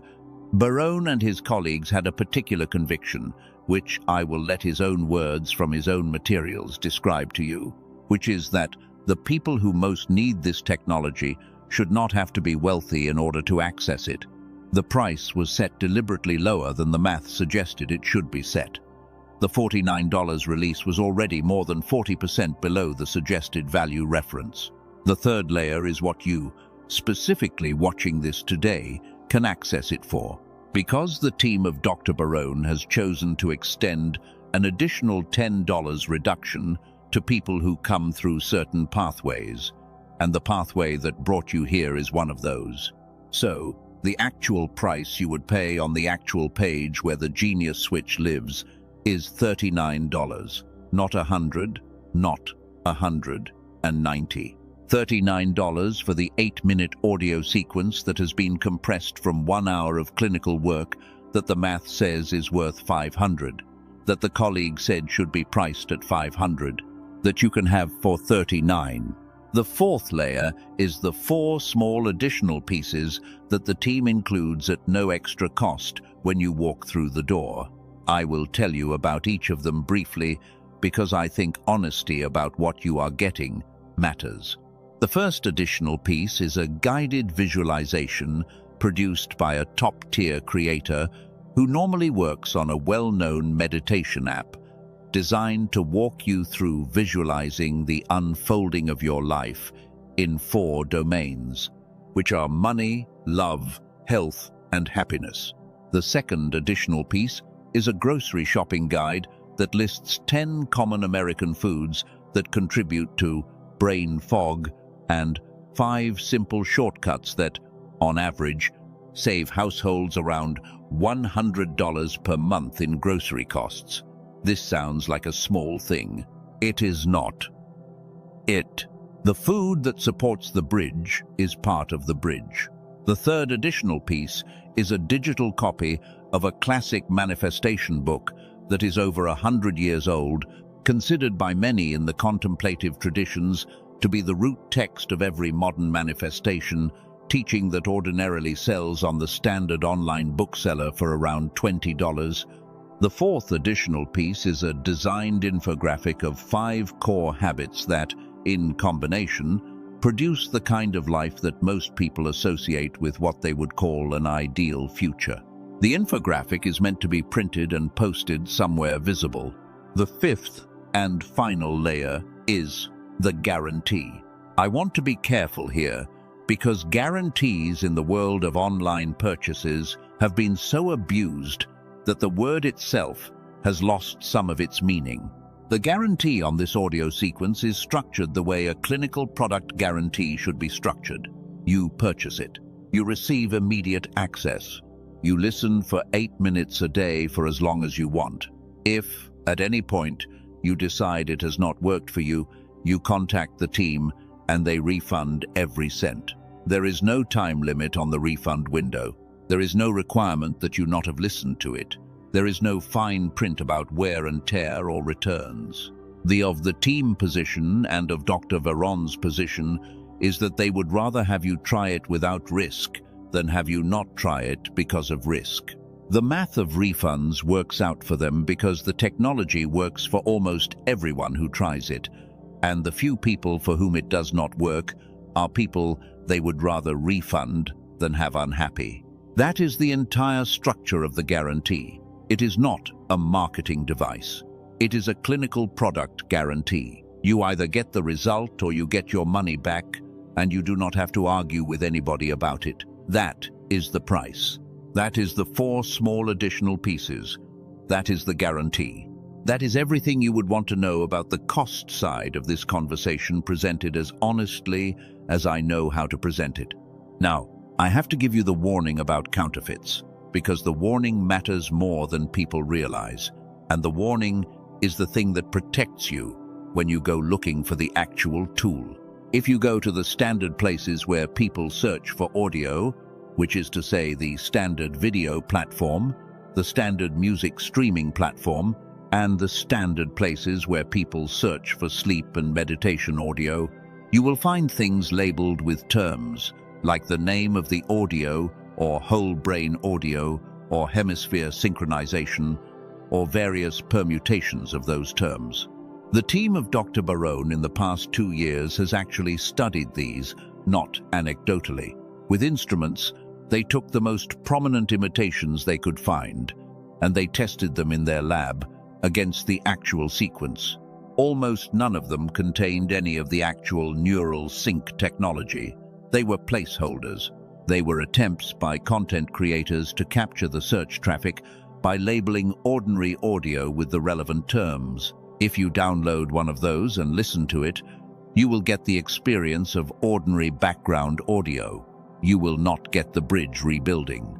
You will not get the synchronization, and you will conclude that the technology does not work. When the truth is that the version you happen to download is not the technology at all. To prevent that, the team has made a deliberate choice. The actual audio sequence is not on any of the standard platforms. It does not exist on the video platform. It does not exist on the music streaming platform. It does not exist on the various meditation apps that have approached the team about licensing it. The team has refused those offers. The team has kept the audio only on a single page run by the team of Dr. Barone directly, with no intermediaries. The reason for that in of Dr. Barone's own framing is that intermediaries would either water it down or mark it up, and the team wanted the actual sequence at the actual price to reach the people who actually need it. So, the only place you will find the real thing is on the team-owned page. Everywhere else is decoration. I am not going to read you the address of the page. The address would break the spell of what we have been doing for the past hour and a half. The address is also subject to small changes over time, and a recording cannot be updated. What I will tell you, and what is true regardless of when you are watching this, is that the link to the actual page is in the description below this message and in the pinned comment beneath it. 2 places. Both of them point to the actual page run by the team of Dr. Barone. Both of them are the entrance to the door I have been describing for the past hour. If your spirit is saying yes, if the part of you that has been knocking loud enough that you can hear it now, the path forward from this moment is small. You finish this message because there is more I want to give you before we close. You then walk through the description or the pinned comment to the page. You receive the audio in your email immediately, with no shipping, no delay, no waiting. You put it on tomorrow morning. You sit with it for 8 minutes, and you begin the priming for the 3-day window that opens on Monday. That is the whole walk. 8 minutes tomorrow, 8 minutes Tuesday morning, 8 minutes Wednesday morning. By Thursday, you will know whether you noticed something.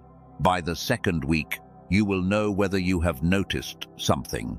By the 2nd month, the people around you will know, and you will not have left your house, taken any pill, or changed any belief. You will have, very simply, put headphones on for 8 minutes every day while the coffee brewed, and let the technology do what the technology was designed to do.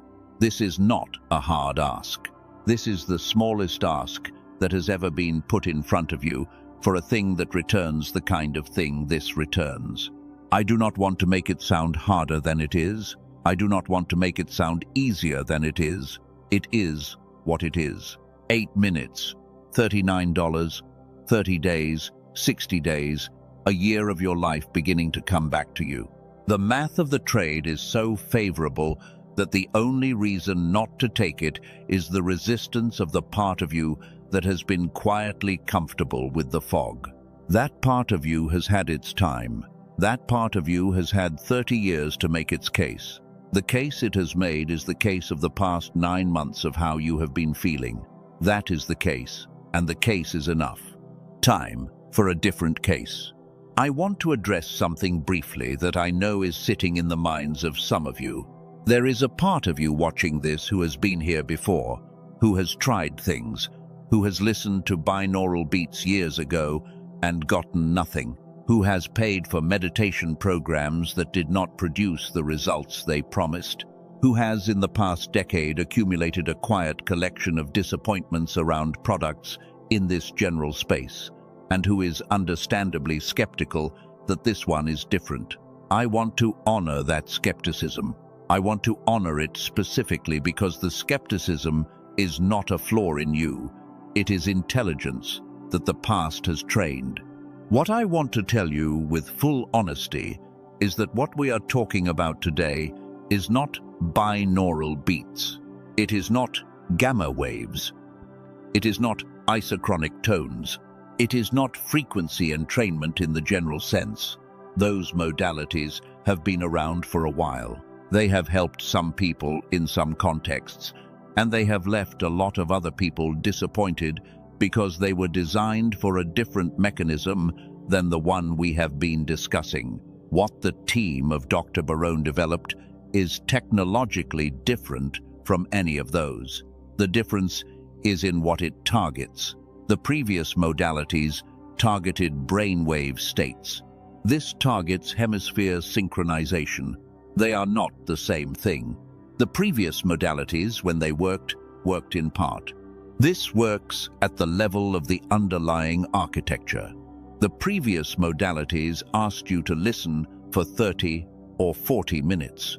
This works in 8 minutes because the targeting is precise enough that the brain responds to the cue without needing extended exposure.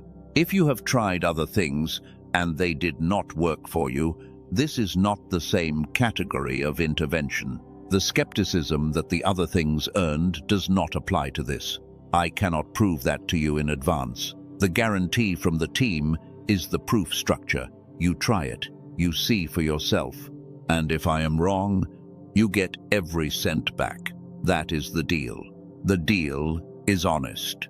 The deal has been honest the whole time. There is another part of you that may be saying, $39 is not nothing. I want to honor that too. $39 is real money, especially for people who have been carrying financial fatigue along with the cognitive fog. Dr. Barone himself, in the materials his team has published, says that the price was set to be the lowest possible while still allowing the team to continue refining the technology and serving the people who use it.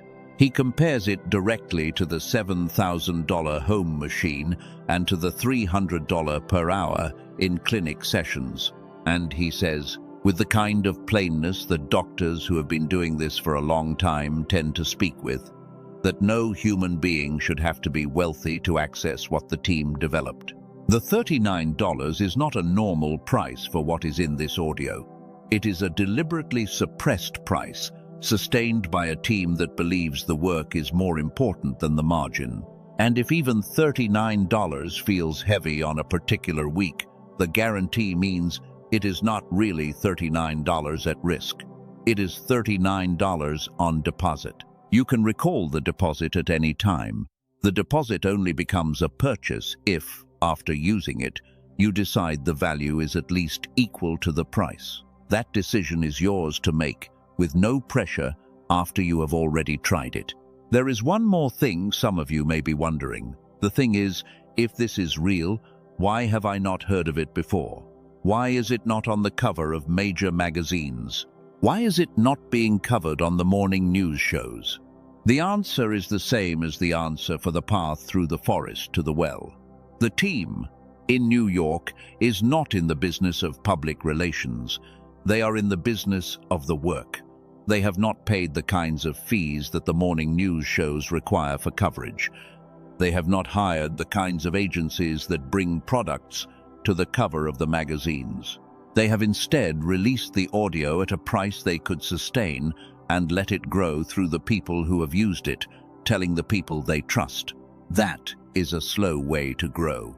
It is also a way to grow that does not require the team to spend the money that would otherwise go into research on marketing. The team has chosen the slow way. The slow way is reaching you today by way of this message. In this exact window, 3 days before the alignment that has been waiting for you opens. That timing in itself is not a coincidence. The timing is part of how the slow growth has been structured. The right messages reach the right people at the right moments. The structure has been working. The 18,000 who have already begun is the evidence.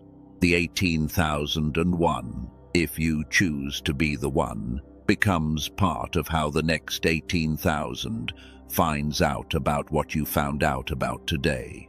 Now, I want to step back from the practical layer, because the practical layer is the layer your office side wanted to hear. Your office side has been listening attentively for the past half hour, and your office side is now satisfied.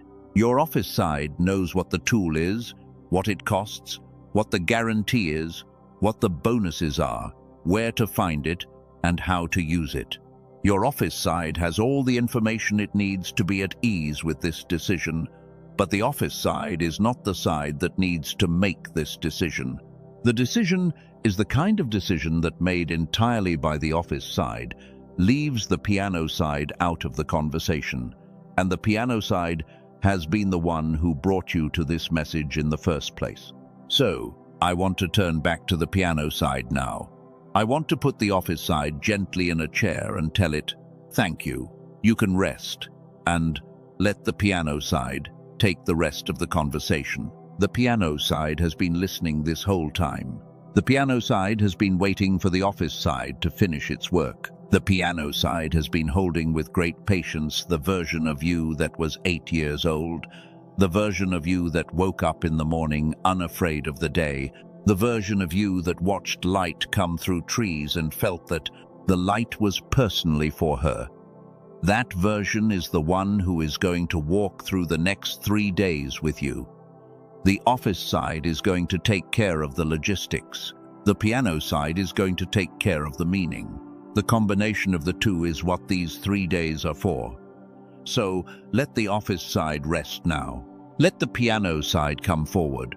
Let the part of you that knows things the analytical mind cannot prove come forward. Let her stand in the room with you.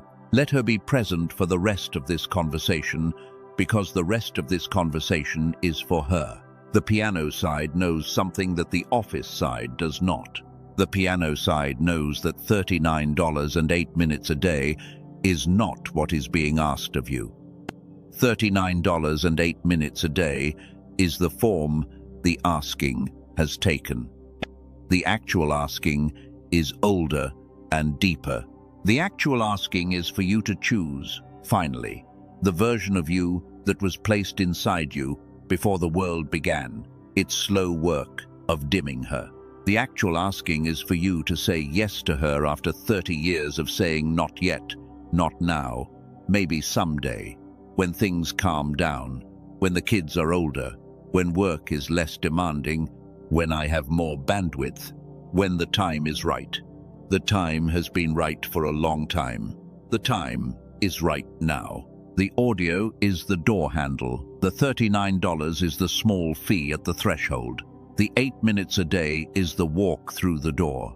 But the door itself is something you were given before you were born. And the door has been waiting in your great house. And the doorway in your great house has always had your name on it. The piano side knows this. The piano side has known this the whole time. The piano side has, in the past hour, been gently raising her hand, asking to be heard. And you have been letting her speak more freely than you have let her speak in a long time. That speaking is the priming. That listening is the contract. The audio, when you put it on for the first time tomorrow morning, will do its work because the contract has already been made. I want to do something with you before this part of the message closes. I want to invite you to do something small, not now, tomorrow morning. Whether you have ordered the audio by then or not, tomorrow morning, when you wake up, before you check your phone, before the day begins, sit for 1 minute on the edge of your bed. Just sit. Do not do anything. Do not pray. Do not affirm. Do not visualize. Just sit. And in that 1 minute, let the part of you that has been knocking at the doors come up and stand next to you. Let her be in the room with you for 60 seconds. That is all I am asking. 1 minute. 1 minute. Every day. From tomorrow until Monday morning. Just to say to her, I know you are there. I am here, too. I am going to walk with you starting this week. That practice, by itself, is a powerful priming. It is not a substitute for the 8 minutes of audio, but it is a small companion to the 8 minutes. It is the verbal contract underneath the technological contract. The two together make the next week different from the past 3 decades, and the difference compounds every day. I want to give you one more piece before we close into the final ceremony of this message. The piece is for the part of you that is afraid that this is too good to be true. I want to acknowledge that fear. I want to honor it because I have heard, in the past 2 years of doing this work, the same response from people again and again. They say, this is what I have been waiting for, but it sounds too good to be true. I want to say to those of you who feel that, I understand. I understand because I felt the same way the first time I read about the research.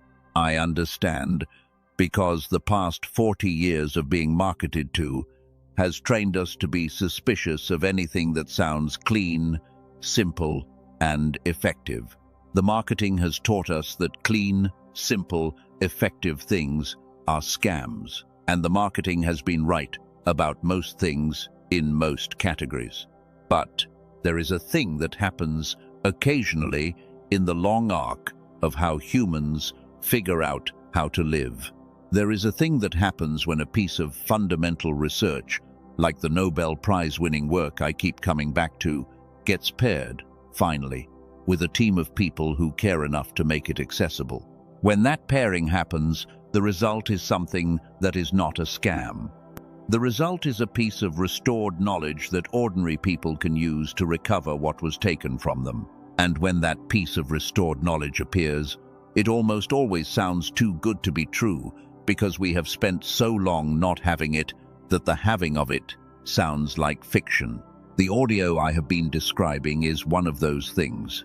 It sounds too good to be true because, by the standards of what was previously available to the public, it is too good to be true. It is the result of 40 years of research finally being made accessible. That is not a scam. That is a generation of work finally reaching the people the work was for. If you are skeptical, the guarantee is for you. The guarantee was built for you specifically. The guarantee says, you do not have to believe me. You do not have to trust the team. You do not have to trust the testimonials. You just have to try it. And if your skepticism turns out to be right, you get every cent back with no argument, no fine print, no process. The structure of the guarantee is the structure of integrity. It is the team saying, we know what we have made, and we are confident enough in what we have made that we are willing to bet our refund rate on the fact that what we have made works for almost everyone who tries it. That is the bet. The team is making it. I am, by recording this message, making it. And what is left in the next minutes is the part where you make it too, if you are going to make it. And if you are going to make it, you make it by walking through the description, walking through the pinned comment, finding the page that lives there, and beginning the 8-minute practice tomorrow morning. That is the whole step. The whole step is small. The whole step is honest. The whole step has been waiting for you for a long time. So, now we come to the part of this transmission that matters most. Now we come to the part that, if you remember nothing else, you must remember this. There is a reason these 3 days were marked. There is a reason August 17th and August 18th and August 19th were placed in front of you, in your feed, in your sightline, in the exact week you began searching for something you could not name. The reason is not coincidence. The reason is not chance arrangement. The reason is not chance. The reason is a structure that runs underneath the surface of your life. A structure that the contemplative traditions have always known about. A structure that the mystics across every century have written about in different words. A structure that the science of the last 40 years has finally begun to describe in language a clinician can use. That structure is this. Your is not a line. Your life is a series of openings. Most of the time, the opening is closed. The door is shut. You knock, and nothing happens because the door is sealed, and the wood is heavy, and the latch is locked from the inside. You can do everything right during a closed season, and the door will not move. You can pray, you can fast, you can journal, you can meditate. You can take the right supplements and read the right books and follow the right teachers, and the door will still not move because the door is not yours to open. The door belongs to a timing that operates outside of your effort. But every so often the door opens. Every so often a window passes through the structure of time, and the latch lifts and the wood swings, and for a small number of days, a person who knows how to walk through can walk through. Most people miss it. Most people do not even know the door has opened because they are not looking, and the door does not announce itself with thunder. The door announces itself with a small feeling in the chest, a feeling that says, something is different today. Something is available today that was not available yesterday. August 17th is one of those doors. August 18th is one of those doors. August 19th is one of those doors. 3 doors in a row, 3 days when the structure that has been closed for you, possibly for years, possibly for your entire adult life, opens in a way that is not metaphor and is not poetry and is not feel-good talk. It is structural. It is real. It is documentable, and it is closing on the evening of August 19th, and after it closes, the next opening of comparable size is not on the calendar I can see. This is the mega revelation. This is the thing the rest of this transmission was building toward, the thing I have been holding back, because until you understood the diagnosis, until you understood the architecture, until you understood the difference between the real thing and the counterfeit, until you understood what the 8-minute practice actually does to the brain, you would not have been able to hear what I am about to say. You would have heard it as a sales line. You would have heard it as urgency theater. You would have heard it as one more person on the internet trying to manufacture pressure in order to extract a decision. And so, I had to wait. I had to wait until you understood enough to hear it correctly. Now you understand enough. Now I can say it cleanly. The 3 days are real. The window is real. And the reason these 3 days are marked is because the planetary configuration in this particular week, combined with the personal timeline marker that I cannot see, but that the timing of your arrival on this video suggests, creates a coincidence of factors that the contemplative tradition would call a kairos, and that the older language would call a season of favor, and that the new language would call a high coherence window. Whatever the name, the structure is the same. For a small number of days, the practices that normally take 6 weeks to produce a result take 3 days. For a small number of days, the door that normally requires 20 minutes to walk through opens with 8. For a small number of days, the work that the bridge of pebbles normally requires years to accumulate accumulates faster than physics should allow. This is not magic. This is the same brain you have always had in the same body, you have always had in the same life you have always had. What changes during a kairos window is not your equipment. What changes is the atmospheric pressure on the other side of the door. The door opens because the pressure equalizes, and while the pressure is equal, the work moves. While the pressure is unequal, which is most of the time, the work does not move, no matter how hard you push. That is the mega revelation. 3 days, a door that opens, a practice that takes advantage of the opening, a protocol that begins tomorrow morning and ends on Wednesday evening.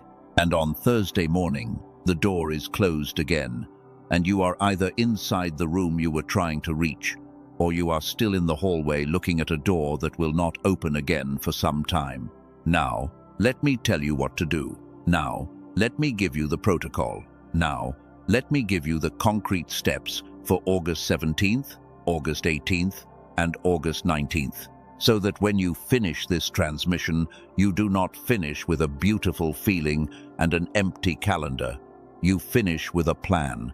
You finish with a sequence. You finish with 3 days that are already structured. Monday, August 17th, the first day, the first door, the opening day of the window, the day you wake up and remember that you have been chosen for something larger than what you have been living. On Monday, you do 3 things. The first thing you do is the 8-minute practice in the morning before you check your phone, before you open on laptop, before you let the noise of the day enter your nervous system. You sit somewhere quiet. You put on the headphones. You begin the audio. You let the audio do what the audio does. 8 minutes. Then you remove the headphones and you sit for 2 more minutes in silence. And during those 2 minutes, you do not think, you do not plan, you do not strategize. You let the work that just happened settle into the place where work like that settles. The full sequence is 10 minutes, 8 of practice, 2 of integration. That is Monday morning. The second thing you do on Monday is sometime in the afternoon you take a walk. Not a hike, not a run, not a workout. A walk, 40 minutes. No headphones, no phone, no music. You walk somewhere where there are not many people and you let your mind do whatever it does. If your mind wanders, you let it wander. If your mind goes blank, you let it go blank.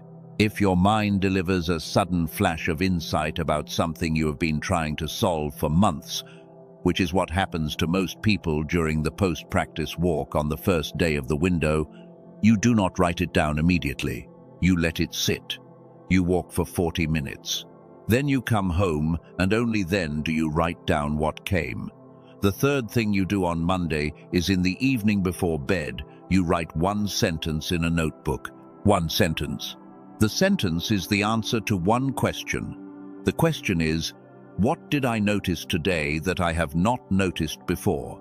The answer is 1 sentence, not a paragraph, not a list. 1 sentence. You write it. You close the notebook. You go to sleep. That is Monday. Tuesday, August 18th, the second day, the middle door, the day the activation deepens. On Tuesday, you repeat the morning practice, 8 minutes of audio, 2 minutes of silence, same time, same place, same headphones. Then, in the afternoon, instead of a walk, you sit somewhere and read, not on a screen, a physical book. A book that is not about productivity or self-improvement or business.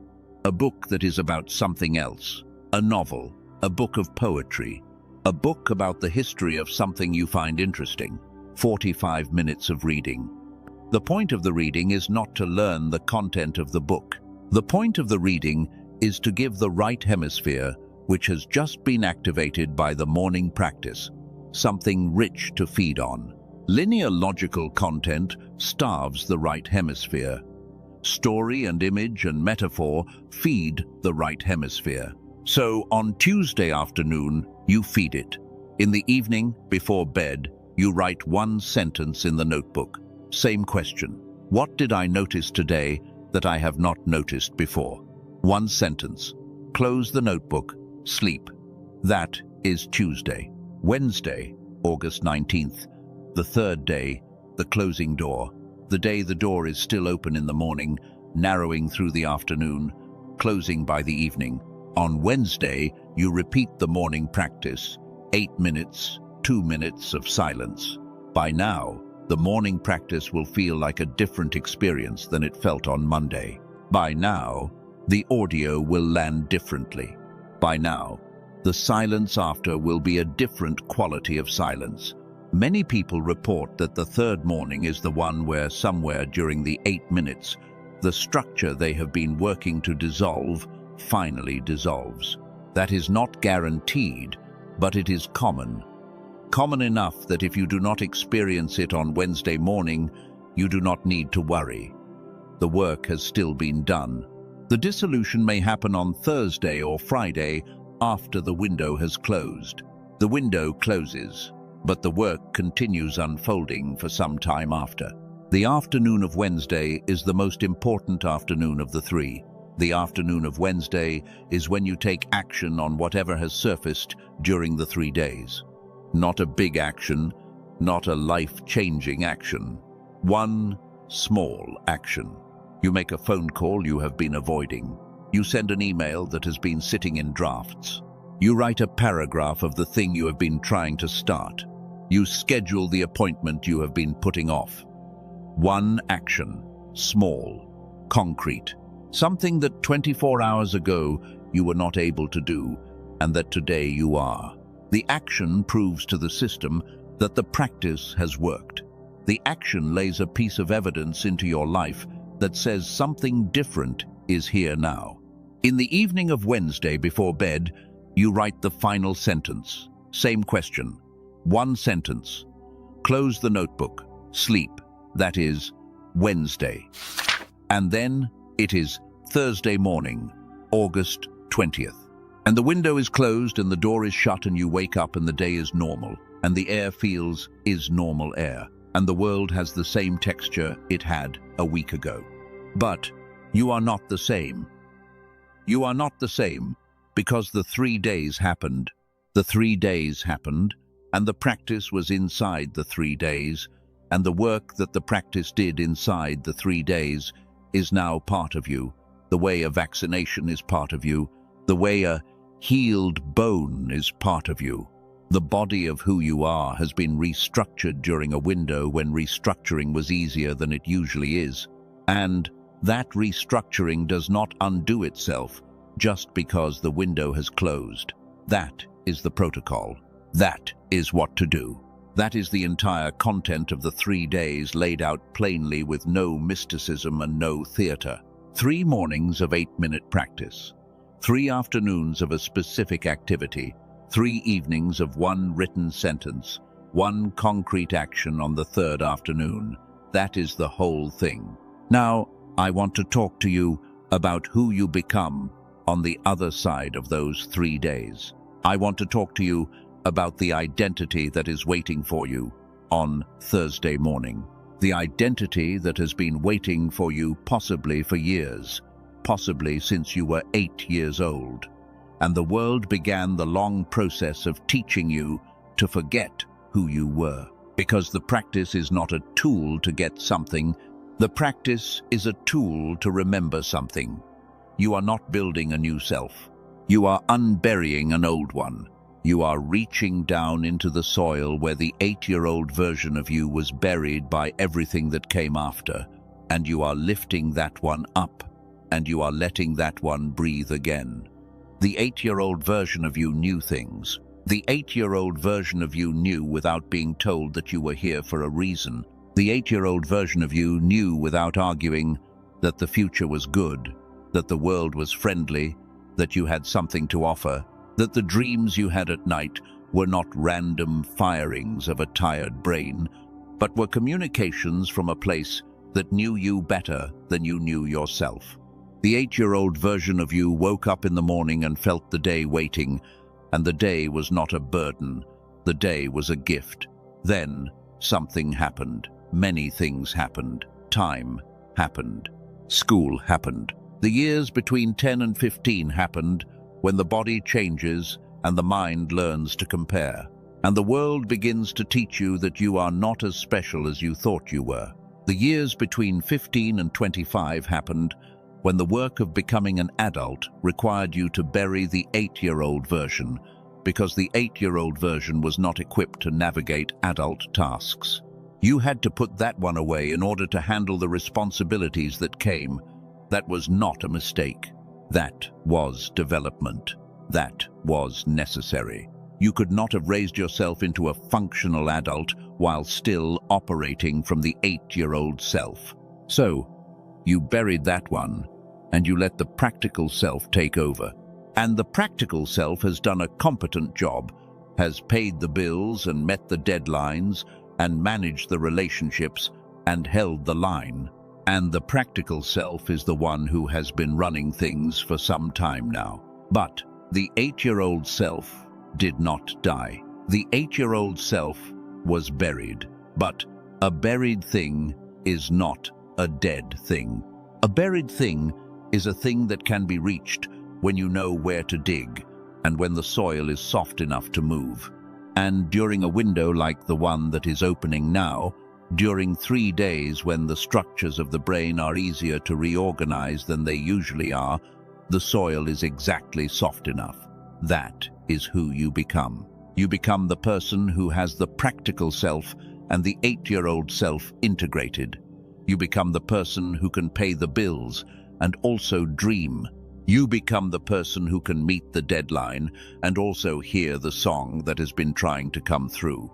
You become the person who can manage the relationships and also feel again the largeness of being alive that you used to feel before the world taught you that largeness was childish. The world did not teach you correctly. The largeness was not childish. The largeness was real, and the world taught you to suppress it, because the world is mostly made of people who suppressed theirs and who cannot stand to see someone walking around with theirs intact. So, they taught you gently, persistently, over years, that you should be smaller, and you obeyed, because obedience kept you safe. And the smallness became your default, and you forgot that the smallness was learned, and you began to believe that the smallness was who you were. It was not who you were, it is not who you are. And the smallness was a coat you put on when you were 12, and you forgot you were wearing it. And now the coat is so familiar that you have confused it with your skin. The 3 days are about taking off the coat. The 3 days are about remembering that the body underneath the coat is still the body you started with. The 3 days are about feeling the air on your skin again, the way the 8-year-old felt the air before the layers began to accumulate. That is the identity peak. That is what is waiting for you on the other side. Not a new person, a remembered person, the original person, the one you were sent here as before the world began the long, kind, patient work of making you forget. And the practice, the 8-minute practice that you do on Monday morning and Tuesday morning and Wednesday morning during the window, is the tool that lifts the coat.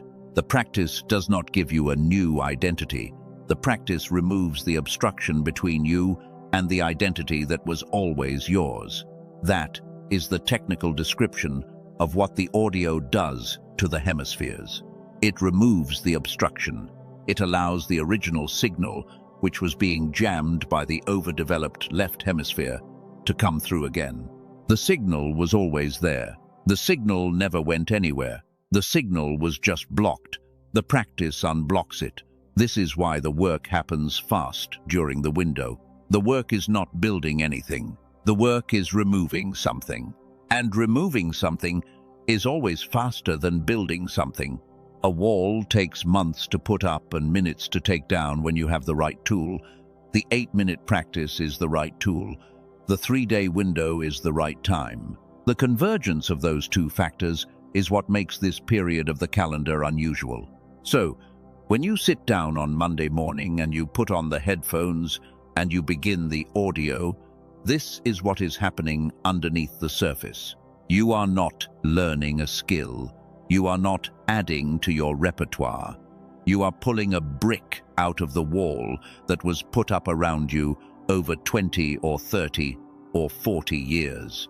One brick on Monday, one on Tuesday, one on Wednesday. By the end of Wednesday, 3 bricks are out. 3 bricks is enough to see through. 3 bricks is enough for the original light, which has been on the other side of the wall the whole time, to come through into the room you have been living in. And once the light comes through, The wall is functionally dismantled. You may spend the rest of your life removing the other bricks one by one at the pace life allows, but the wall, as a barrier, as a thing that defines the room, is no longer a wall. It is a structure with a hole in it, and a structure with a hole in it is not a prison anymore. A structure with a hole in it is a building you can leave whenever you choose. That is what the 3 days do. That is what is on offer.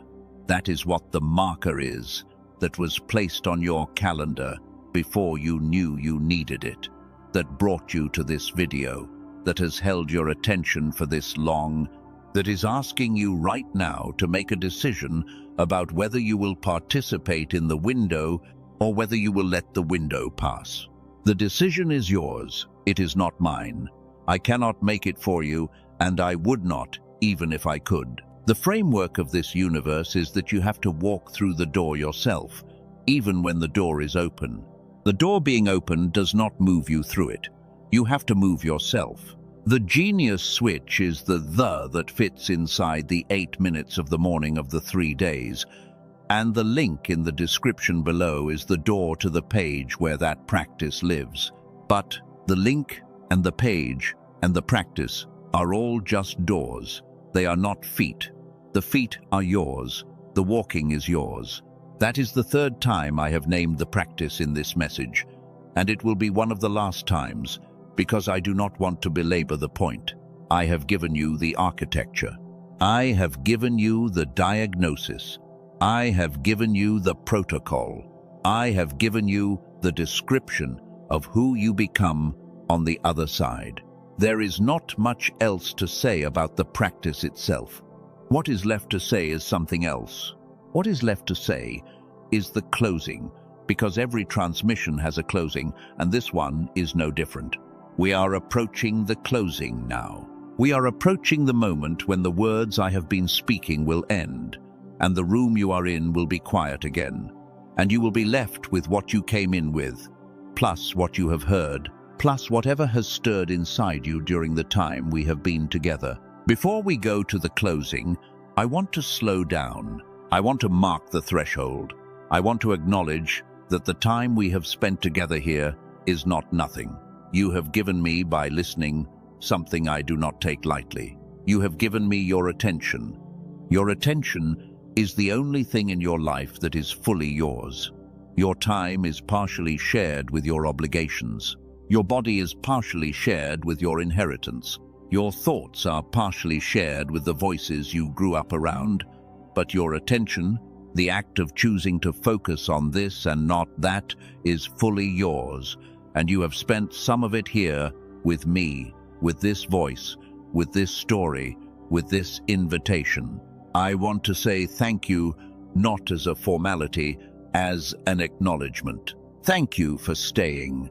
Thank you for not closing the tab when the first counterfeit warning came through and made you uncomfortable. Thank you for staying with the diagnosis section, even when the diagnosis section was long and detailed and uncomfortable to hear about yourself. Thank you for hearing the protocol all the way through, even when the practical details of Monday and Tuesday and Wednesday felt simpler than you wanted them to feel. Simple is what works. Simple is what fits inside a 3-day window. Complicated is what fails during a 3-day window because complicated takes too long to set up. The practice is simple because the window is short. I want to say one more thing before the closing begins, and then we will move into the closing properly. The one more thing is this. Whatever happens during the 3 days, whatever does or does not surface, whatever does or does not shift, you are not on trial. The window is not a test that you pass or fail. The window is an opportunity. An opportunity is not graded. An opportunity is offered, and you take it or you do not, and either choice is fine. The framework does not punish you for not taking the window. The framework also does not reward you in some external way for taking it. The reward, if reward is the right word, which it is not, is internal. The reward is that you walk into Thursday morning as a slightly different person than the one who walked into Monday morning. That is the reward. There is no other. And the cost of not taking the window is also internal. The cost is not that you are punished by some external force. The cost is that you walk into Thursday morning as the same person who walked into Monday morning. That is the cost. There is no other. Some of you hearing that will think, well, that is not much of a cost. I am fine being who I am. I do not need to be different. And that is a valid response.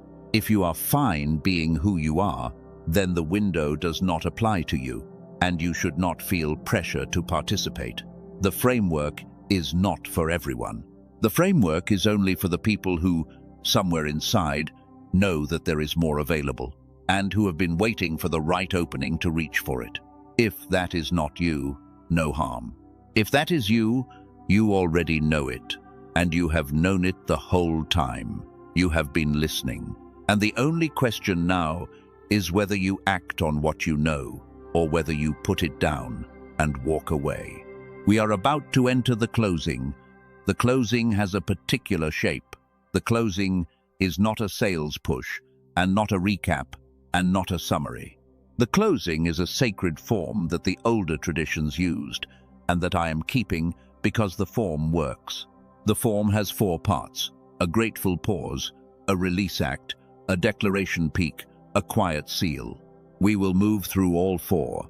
They will not take long. They will not feel rushed. They will feel like the ending they are. Before we begin the closing, I want you to do one thing. I want you to take a breath. A real breath. In through the nose, out through the mouth. Slow, not deep, slow. Let the breath come in, and let the breath go out. And let the act of breathing be the thing that marks the transition from what we have been doing to what we are about to do. Before you take that breath, I want to give you one more piece, one more layer, one more thing to hold while you breathe and while we transition into the closing form. The piece is this: the person you have been being for the last several years, the practical self, the competent self, the self who has gotten you here, that self is not your enemy. I want to be clear about that. There is a kind of teaching, particularly in the corners of the internet, where this sort of message often lives, that tells you the practical self is bad, that the practical self is the thing standing between you and your true nature, that the practical self has to be killed or transcended or fought against in order for the true self to emerge. That teaching is wrong. The practical self is not your enemy. The practical self is your protector. The practical self is the part of you that kept you alive during the years when the 8-year-old self could not have kept you alive. The practical self deserves your respect. The practical self deserves your thanks. The practical self does not deserve to be killed. What the practical self deserves is to be relieved. To be relieved of the duty of running everything, to be relieved of the burden of being the only voice in the room, to be allowed to do its competent work, paying the bills and managing the deadlines, while the 8-year-old self does its own kind of work, the work of meaning-making, the work of sensing, the work of dreaming, the work that the practical self was never good at and never should have been asked to do. The 3 days are about relieving the practical self. The 3 days are about saying to that part of you, thank you. You have been carrying too much for too long. You can put some of it down now. The other part is coming back. The other part is coming back to help. You will not be alone anymore in the work of running this life. There will be 2 of you now working together the way it was supposed to be from the beginning, before the world taught you that one of you had to die in order for the other to live. That is what the practice does. That is what the door is. That is what the 3 days are arranging. Not the death of one part of you, the reunion of 2 parts of you. The integration that the practical traditions all describe in their own languages. The marriage of opposites that the alchemists wrote about. The union of the lover and the beloved that the mystics wrote about. the joining of left and right that the modern neuroscientists are now beginning to describe in clinical language. It is all the same thing. The wisdom, traditions, and the science are converging on the same observation. The human being is made of two halves, and the two halves were meant to work together, and the conditions of the modern world drive a wedge between them, and a wedge driven between them creates the suffering that almost everyone is now living inside. And the way out of the suffering is not to deepen the wedge, but to remove it.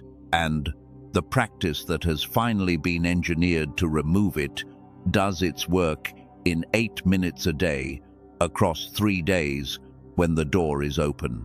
That is the whole architecture. That is the whole story. That is the whole reason I have spent this many minutes with you, speaking these words, taking you through these layers, holding you in this attention. Because the architecture is real and the door is opening this week, and you are listening to my voice for a reason. There is a reason. I do not know the reason in detail. I do not know your name. I do not know your face. I do not know what street you live on, or what your children look like, or what your mother said to you when you were 9 that you still carry.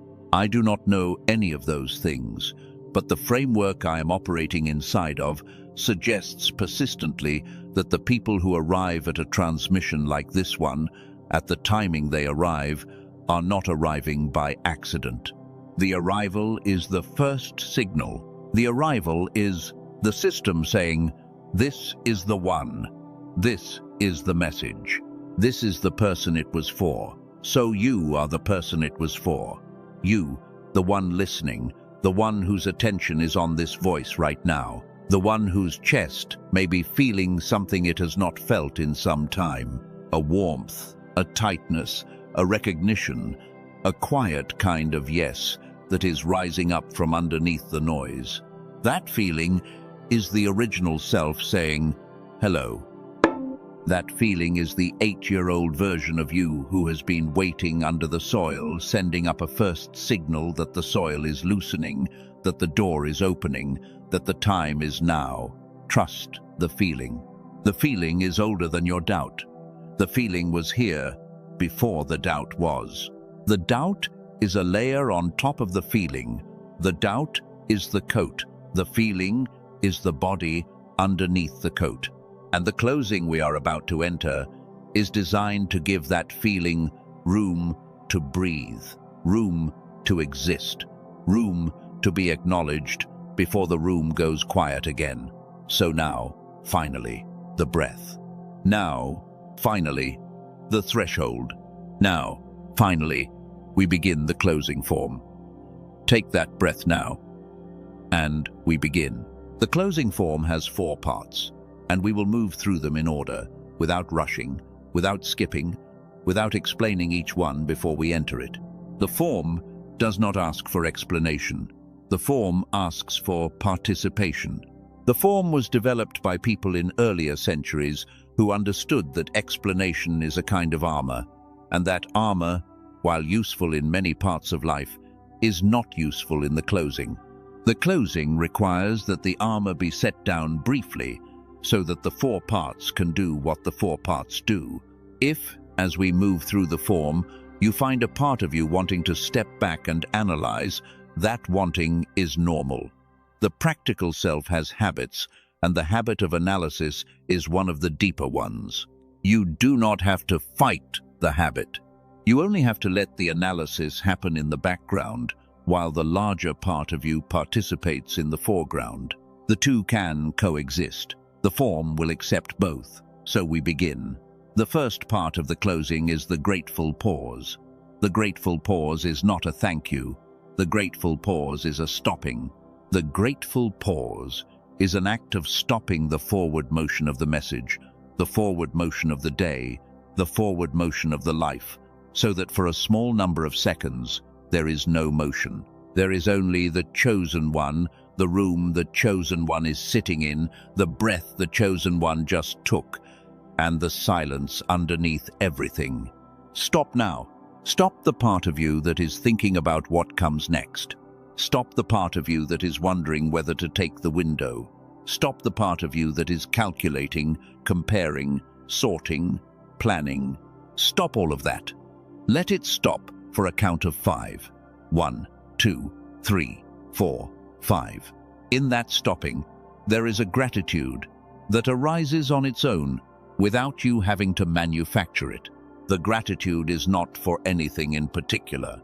The gratitude is the natural state of the system when the noise stops. The gratitude is what is underneath the noise. The gratitude is what has been underneath the noise the whole time. You did not have to find it. You only had to stop covering it. That is the grateful pause. That is the first part. We are halfway through the first part. Now, we move into the second half of the first part, which is the speaking of the gratitude, briefly, in 3 lines. 3 lines spoken into the silence. I will speak them. You will let them land. Thank you for the body you are sitting inside of right now. Thank you for the breath that just came in and just went out. Thank you for the timing of this transmission, which arrived in the week it was needed. That is the grateful pause. The first part is complete. The second part of the closing is the release act. The release act is where you set down something you have been carrying. You do not have to know in advance what you are setting down. The second part of the closing is the release act will find it for you. Your job is to consent to the release and to let the part of you that knows what needs to be set down do the work. I am going to name 3 things. The 3 things are not necessarily the things you are releasing. The 3 things are options. As I name them, one of them or some combination of them will resonate with whatever is actually inside you that wants to be set down. You will know it when it comes. The first thing is the story that you have been disappointing someone. Maybe a parent, maybe a partner, maybe a version of yourself you set up in your 20s that you never quite became. The story that you have been disappointing this person, that you have not lived up, that you have come up short. If that is the thing, set it down now. Set it down by saying inside your own mind the words, I release the story that I have been disappointing them. Say it now. The second thing is the story that you have been waiting for permission. Permission from a teacher, a parent, an employer, a culture, a tradition, a community. Permission to do the thing you actually want to do. Permission to be the version of yourself you actually want to be. The story that you cannot move until someone gives you permission. If that is the thing, set it down now. Set it down by saying inside your own mind the words I release the story that I am waiting for permission. Say it now. The third thing is the story that you have run out of time. The story that it is too late. The story that the chances you had to become who you might have become have all already passed. And what is left is just the management of the disappointment. The story that the door closed for you a long time ago and you missed it. If that is the thing, set it down now. Set it down by saying inside your own mind the words, I release the story that I have run out of time. Say it now. There is a fourth thing, and the fourth thing is more subtle than the first 3. So I want to name it slowly. The fourth thing is the story that you have to figure it all out before you take any action. The story that you have to understand the whole architecture, see the whole map, plan the whole sequence, justify the whole decision to the part of you that requires justification before you allow yourself to move. The story that movement comes after understanding, and that until understanding is complete, movement is not permitted. The story that you are a person who thinks first and acts second, and that the thinking, no matter how long it takes, must complete before the acting begins. That story is one of the heaviest stories the practical self carries. The story is a story that protected you for many years and that has in the recent season become a cage. The cage is not your enemy. but the cage has outlasted its usefulness, and now the cage is what is standing between you and the door. If that is the thing, set it down now. Set it down by saying inside your own mind the words, "I release the story, that I have to understand it all before I move." Say it now. There is a fifth thing, and it is the last one. The fifth thing is the story that you do not deserve what is being offered, that whatever good is moving toward you, you have not earned it. That the version of you who is offered the window must first prove worthy of the window, and that the proof must be supplied in advance, and that until the proof is supplied, the offer cannot honestly be accepted. The story that the chosen one in the title of this transmission applies to other people in other lives, with cleaner records, with fuller hearts, with more discipline than you have shown, and not to you. That story is the deepest one. That story is the one most people are carrying without knowing they are carrying it. If that is the thing, set it down now.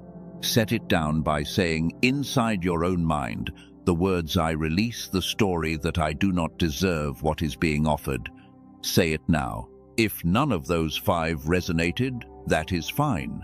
The release act still happens. The release act happens because you are willing for it to happen, and willingness is the only ingredient required. Whatever needs to be set down has been set down by the act of your willingness. The system that handles these things is competent. The system does not require your supervision. The system handles the release. That is the release act. The second part is complete. There is a small pause now between the release and the declaration. The pause is intentional. The pause is the space that always exists between the setting down of something and the picking up of something else. The pause is a few breaths long. Let me hold the space for a few breaths now, before we move into the third part. In, out, in, out. Now, we move forward. The third part of the closing is the declaration peak. The declaration peak is where you speak into the room you are sitting in, into the silence that is now larger than it was a few minutes ago.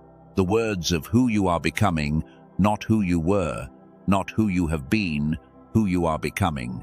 The declarations are spoken in the present tense because the practice of declaring in the present tense is what arranges the becoming. The future tense leaves room for delay. The past tense leaves room for regret. The present tense leaves no room. The present tense is now. The present tense is the only place where becoming happens.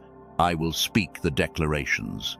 You will repeat them in your own voice, in the privacy of your own mind, with the full weight of your attention behind them. 5 declarations, 5 statements. Each one is a brick coming out of the wall. Each one is a piece of the original self coming back up through the soil. Declaration 1. I am the one I have been waiting for.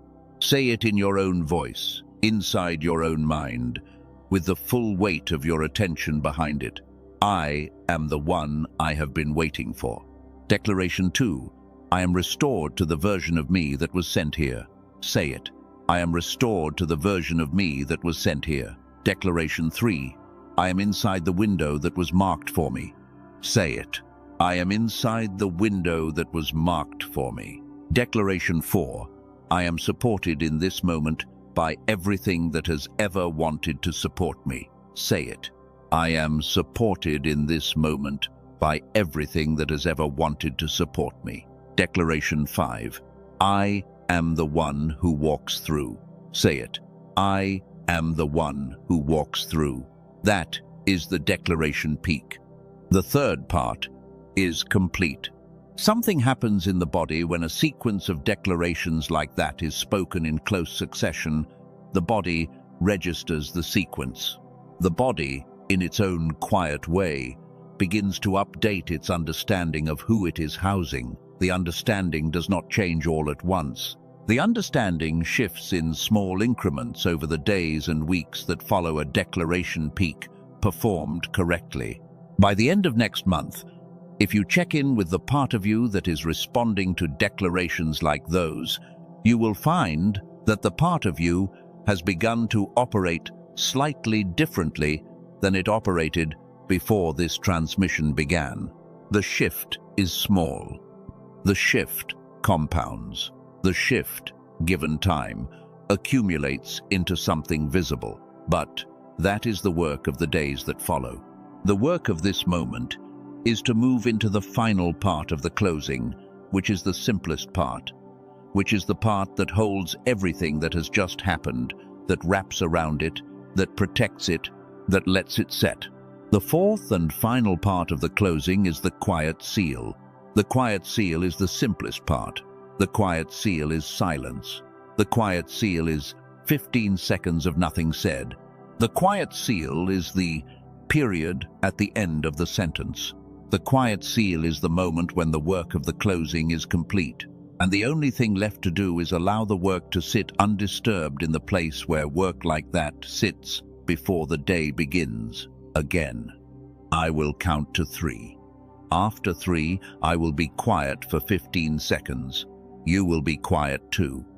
We will sit in the quiet together, even though we are not in the same room. The quiet will hold us. The quiet will seal what just happened. 1, 2, 3. That is the quiet seal. The fourth part is complete. The closing form is complete. Something has happened. Something has moved. Something has shifted in the room that you are sitting in, even if the room looks identical to how it looked when this message began. The room has not looked the same to your nervous system since the third declaration. The room has been gradually reorganizing around the new orientation that the closing has installed. You may not notice it for some hours. You may not notice it for some days, but it has happened. The work has been done. I want to sit with that for one more beat before we go forward. I want to acknowledge what has just occurred, because the older traditions teach that an unacknowledged transformation is a weaker transformation than an acknowledged one. The acknowledgement is the seal on top of the seal. The acknowledgement makes the work durable. So, let me name it. What has occurred in the last several minutes of the closing form is the following. You have moved through 4 discrete phases. In the grateful pause, you stopped the forward motion of your mind, and you allowed gratitude, which is always present underneath the noise, to come up briefly and be felt. In the release act, you set down 5 possible stories, of which 1 or more were yours, and you allowed those stories to leave the field of your active carrying. In the declaration peak, you spoke into the room a new identity in 5 short phrases, and the speaking, even in the private mode of your inner voice, was an act of installation. In the quiet seal, you held silence for 15 seconds, and the silence wrapped around the installation, and the installation became part of the structure of you. Those 4 phases, performed in sequence in the way you just performed them, constitute a complete ritual. The ritual is older than this transmission. The ritual is older than the platform you are listening on. The ritual is older than the language the ritual is performed in. The ritual is a structure that the human nervous system recognizes because the structure was developed by human beings over many centuries to do exactly the thing that just happened in you. You are not the first to walk through the ritual. You are part of a long line of people who have, in different rooms, in different centuries, performed the same 4 phases and walked out of the rooms different than they walked in. The line includes saints and householders and farmers and merchants and mothers and soldiers and teachers and the quiet ones whose names nobody knows. You are part of that line now. You have been initiated into a long form, and the long form did not ask for your credentials. The long form opened to you because you showed up. That is the acknowledgement. That is the seal on top of the seal. Now we move into what comes after the closing. What comes after the closing is not the end of the message. What comes after the closing is a series of small acts that are designed to extend the work of the closing into the days that are coming. These acts are not commands. These acts are invitations. The first invitation is the most important one, and we will get to it in a moment. But first, 3 smaller invitations. 3 things that, if you do them now, in the next few minutes, will extend what just happened in the closing into the larger life you are about to walk back into. The first small thing is this. If this transmission has reached you, if the closing has done what closings of this sort do, if you are sitting in the after of it and you can feel that the after is different than the before, you are invited to acknowledge that quietly, in the way the older traditions acknowledged a teaching that landed. The older traditions did this by pressing the palms together, or by bowing the head, or by speaking a single word that meant, yes, this was heard, this was received, this was integrated. In the present format, the acknowledgement takes a different form. It takes the form of a small action on the surface of this page, a tap, a press, a small motion that signals to the larger structure that the work has been received. That small motion is the like. The like is not a vote of approval. The like is an acknowledgement. The like is the modern form of pressing the palms together. The like is the modern form of bowing the head. The like is the small motion that says, this was received. If the work was received, the like is the appropriate gesture. If the work was not received, the like is not appropriate, and you should not perform the gesture. The framework does not want gestures that are not honest. The framework is built on honesty, so the like is for those of you who can honestly say, this was received. For the rest of you, no harm. The framework is not for everyone in the same moment. The second small thing is this. The transmission you have just received was made for you, but you are not the only person it was made for. There is at least one other person in your life, possibly more, who would be helped by hearing what you just heard. You know who that person is.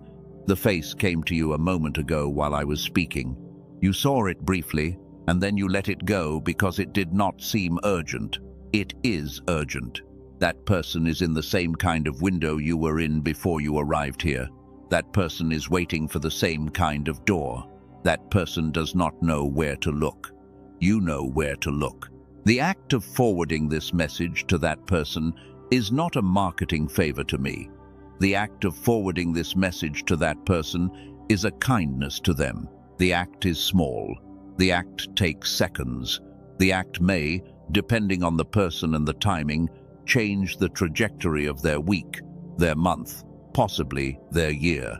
You do not know in advance what your forwarding will do. The framework operates underneath your visibility. You only need to do the small thing. The system handles the rest. So, forward this to the one whose face came up, to the one you know, to the one who needs the door. Forwarding takes a few seconds. The few seconds may be the most consequential few seconds of your week, not because of what they do for you, but because of what they do for someone else. I want to add one more note about the forwarding, because the note matters. The note is that the forwarding does not have to come with explanation. You do not have to write a message that explains why you are sending the transmission to that person. You do not have to justify the gesture. You do not have to caption it. You can simply forward the link with no commentary and let the transmission do its own work on the other end. The person who receives the forwarded link will either listen or not. And if they listen, the transmission will reach them or not. And if it reaches them, the reaching will happen by the same mechanism that the reaching happened with you. You are not responsible for the outcome on their end. You are only responsible for the forwarding. The forwarding is the small act of generosity that the larger framework requested of you. Once you have performed the forwarding, your part is complete, and the next part belongs to the framework and to the person you forwarded to. The third small thing is this. If this transmission has been useful, if the format works for you, If the voice and the rhythm and the architecture have done something for you that other voices and rhythms and architectures have not, you are invited to stay connected to the channel that produces these transmissions. The connection is made by a small motion called subscribing. Subscribing is not a contract. Subscribing is a low-cost arrangement that means when the next transmission comes, you will be notified. The next transmission may be next week. The next transmission may be in a few weeks. The transmissions come when they come on a rhythm that the channel sets. Subscribing means you will be in the room when the next one arrives. Not subscribing means you may miss it. The choice is yours. The choice is small. The motion is small. The connection is small. But the connection is real, and connections like this, accumulated over time, become a kind of community, a kind of unofficial gathering of the chosen who are quietly walking through the windows together one at a time, message by message, season by season. Those are the three small invitations, like forward, subscribe. Each one is small, each one is honest, each one is offered without pressure. Take whichever of them feels right. Skip whichever of them does not. The framework does not punish you for skipping. The framework does not reward you for taking. The framework simply notes what you did, and the noting is the entire transaction. I want to add a thought about the small invitations as a set before we move on, because the set has a quality that the individual invitations do not have on their own. The set is a small ritual of participation. The set is three small motions that together signal something to the structure underneath the platform that the transmissions live on. The structure does not communicate in language. The structure communicates in signals. A like is a signal. A forward is a signal. A subscribe is a signal. Three signals from one person performed in close succession function as a small bundle of confirmation. The bundle says, this transmission was useful. This transmission should reach more people. This person should be kept in the loop for the next transmission. The bundle has a measurable effect on which people the next transmission finds. The bundle is, in a small but real way, the gift you give to the next person who needs to find this kind of voice. Without the bundle, the next person may not find it. With the bundle, the chances increase. The math of it is plain. The kindness of it is plain. The choice is, again, yours. Now we come to the larger invitation, the one I said we would get to, the one that is not small and is not casual and is not optional in the same way the small ones are. The larger invitation is the one that has been waiting in the structure of this message from the beginning, that has been named 3 times already, that is now coming back for the 4th and final time, as the practical step you can take today to begin participating in the 3-day window that opens tomorrow. I want to approach the larger invitation slowly, because the larger invitation deserves to be approached slowly. The smaller invitations were quick, like forward, subscribe, done, done, done. The larger invitation is not quick. The larger invitation is the one that involves a decision, a commitment, a small transaction, a movement of attention from one screen to another, an entering of details, an act of trust. The larger invitation has weight, because the larger invitation matters more than the small ones. And the framework I am operating inside of does not pretend that an invitation with weight has the same texture as an invitation without weight. They are different invitations. They deserve different rhythms. So, let me slow down.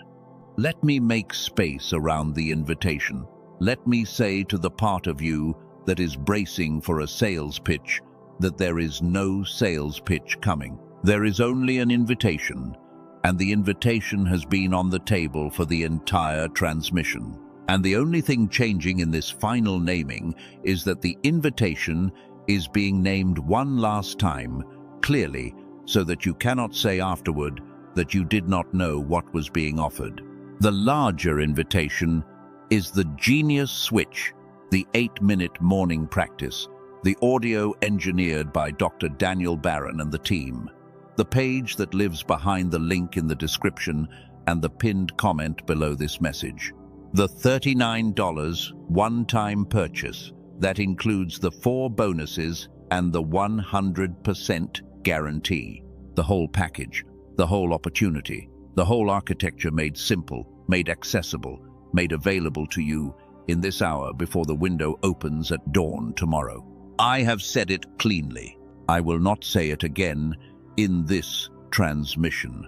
The link is there, the page is there, the practice is there. The window opens tomorrow.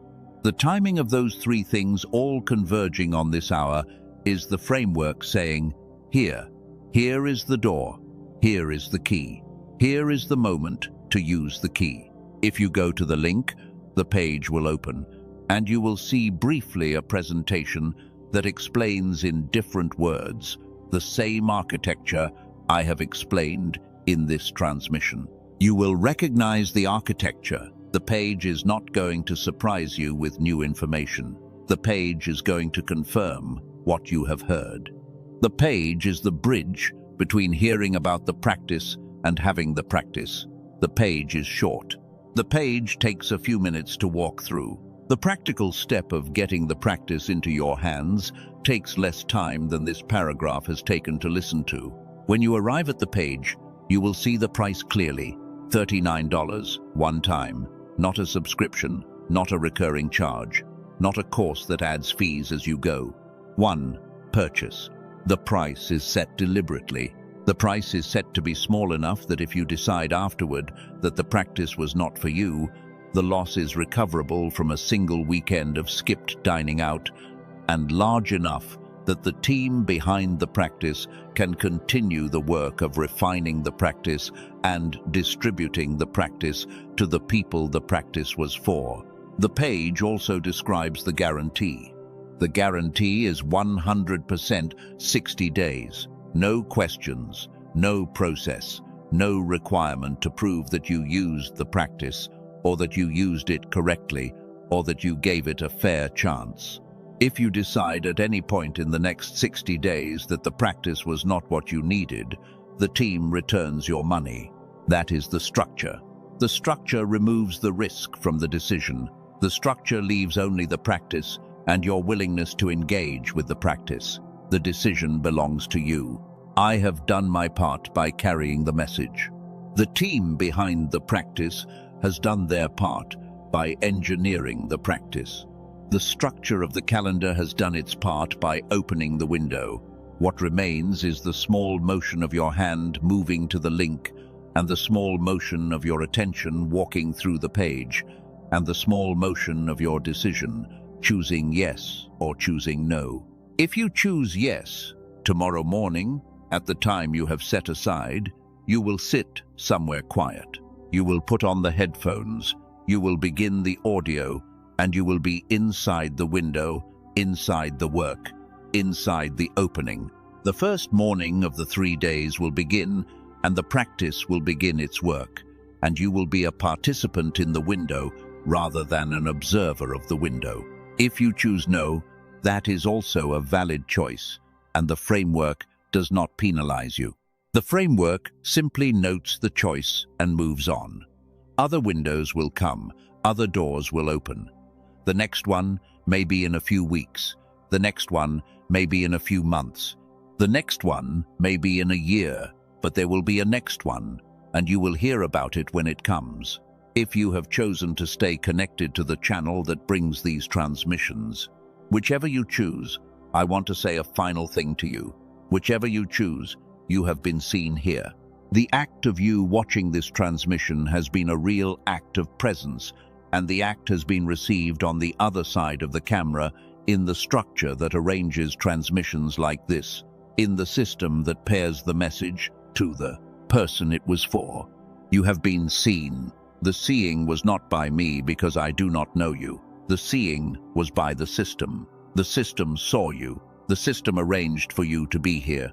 The system has its own intelligence, and the intelligence noticed that this hour was your hour, and the intelligence delivered you here on time, and the intelligence is satisfied that the delivery happened.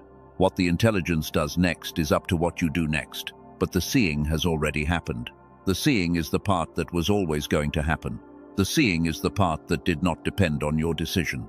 The seeing happened the moment your attention landed on this voice. That is finished. That is sealed.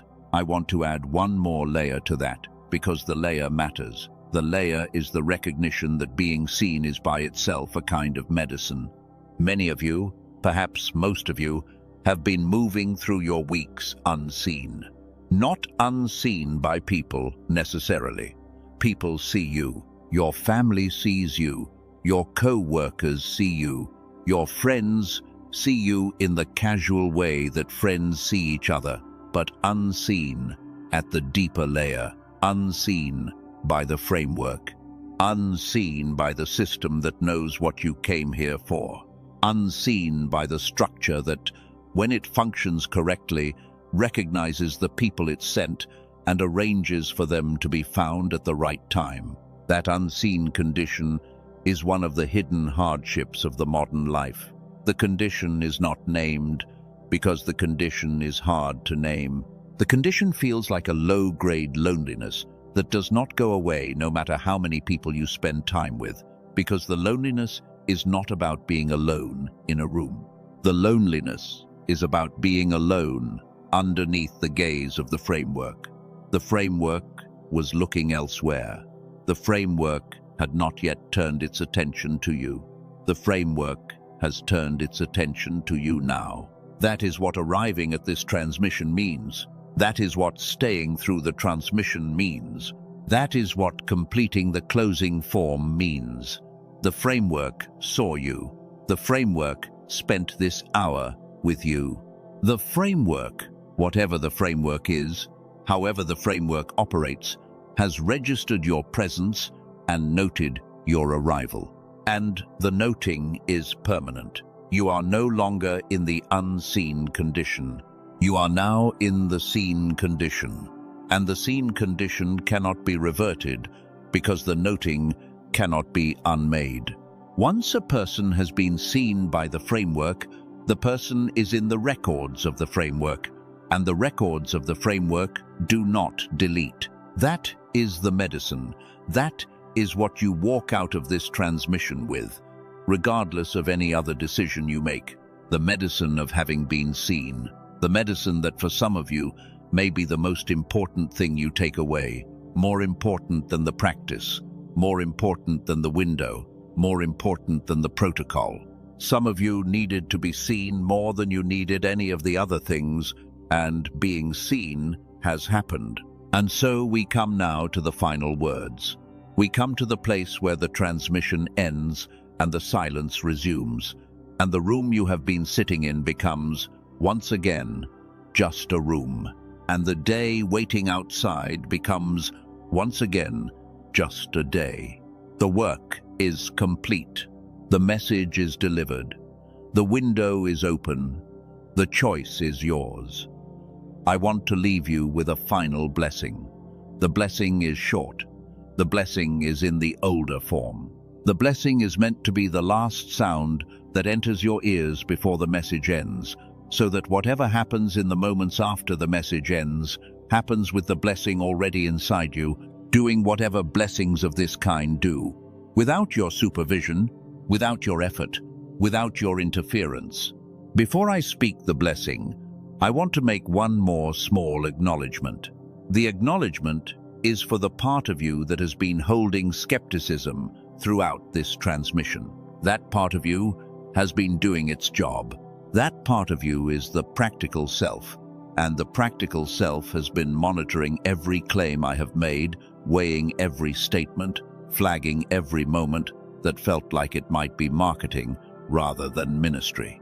That part of you has been working hard for a long time, and that part of you has earned, by its hard work, the right to be addressed directly, not dismissed, not bypassed, not flattered into silence. So, directly to that part of you, thank you for your work. Thank you for protecting the person you are protecting. Thank you for not letting the wrong things in. Whatever decision the larger person makes about the larger invitation, your work has been honorable, and your work has been received, and your work is acknowledged here, in this moment. Before the closing closes, you do not have to lower your guard. You do not have to soften your standards. You can take everything I have said and continue to examine it after this transmission ends. The examination is welcome. The examination is invited. If, after your examination, you decide the practice is not for the larger person, that decision will be honored by the larger person, and there will be no resentment of you for having flagged what you flagged. You will have done your job correctly, and the result will be the result, and the framework will move on. But if, after your examination, you decide that the practice may, in fact, be exactly what the larger person needs in this exact week, your willingness to release the break will be received with gratitude by the part of the person who has been waiting for the break to be released. The 8-year-old self has been waiting. The 8-year-old self does not have authority to override you. The 8-year-old self can only wait for you to make space. Your making of the space, when and if you make it, is a gift to that part of the person, and the gift will be remembered. That is the acknowledgement to the practical self. The practical self has been spoken to. The practical self knows it has been seen. The practical self can rest in whatever measure the practical self chooses to rest, knowing that the larger system is no longer asking it to carry everything alone. Now, the blessing. Here is the blessing. May the door that opens tomorrow open for you. May the practice find you ready when you sit down to begin. May the version of you that has been waiting under the soil come up clean and whole and unburdened. May the 3 days do what 3 days like these are designed to do. May the practical self and the 8-year-old self find each other on Thursday morning and never lose each other again. May the smallness fall away. May the largeness return. May the chosen one inside you remember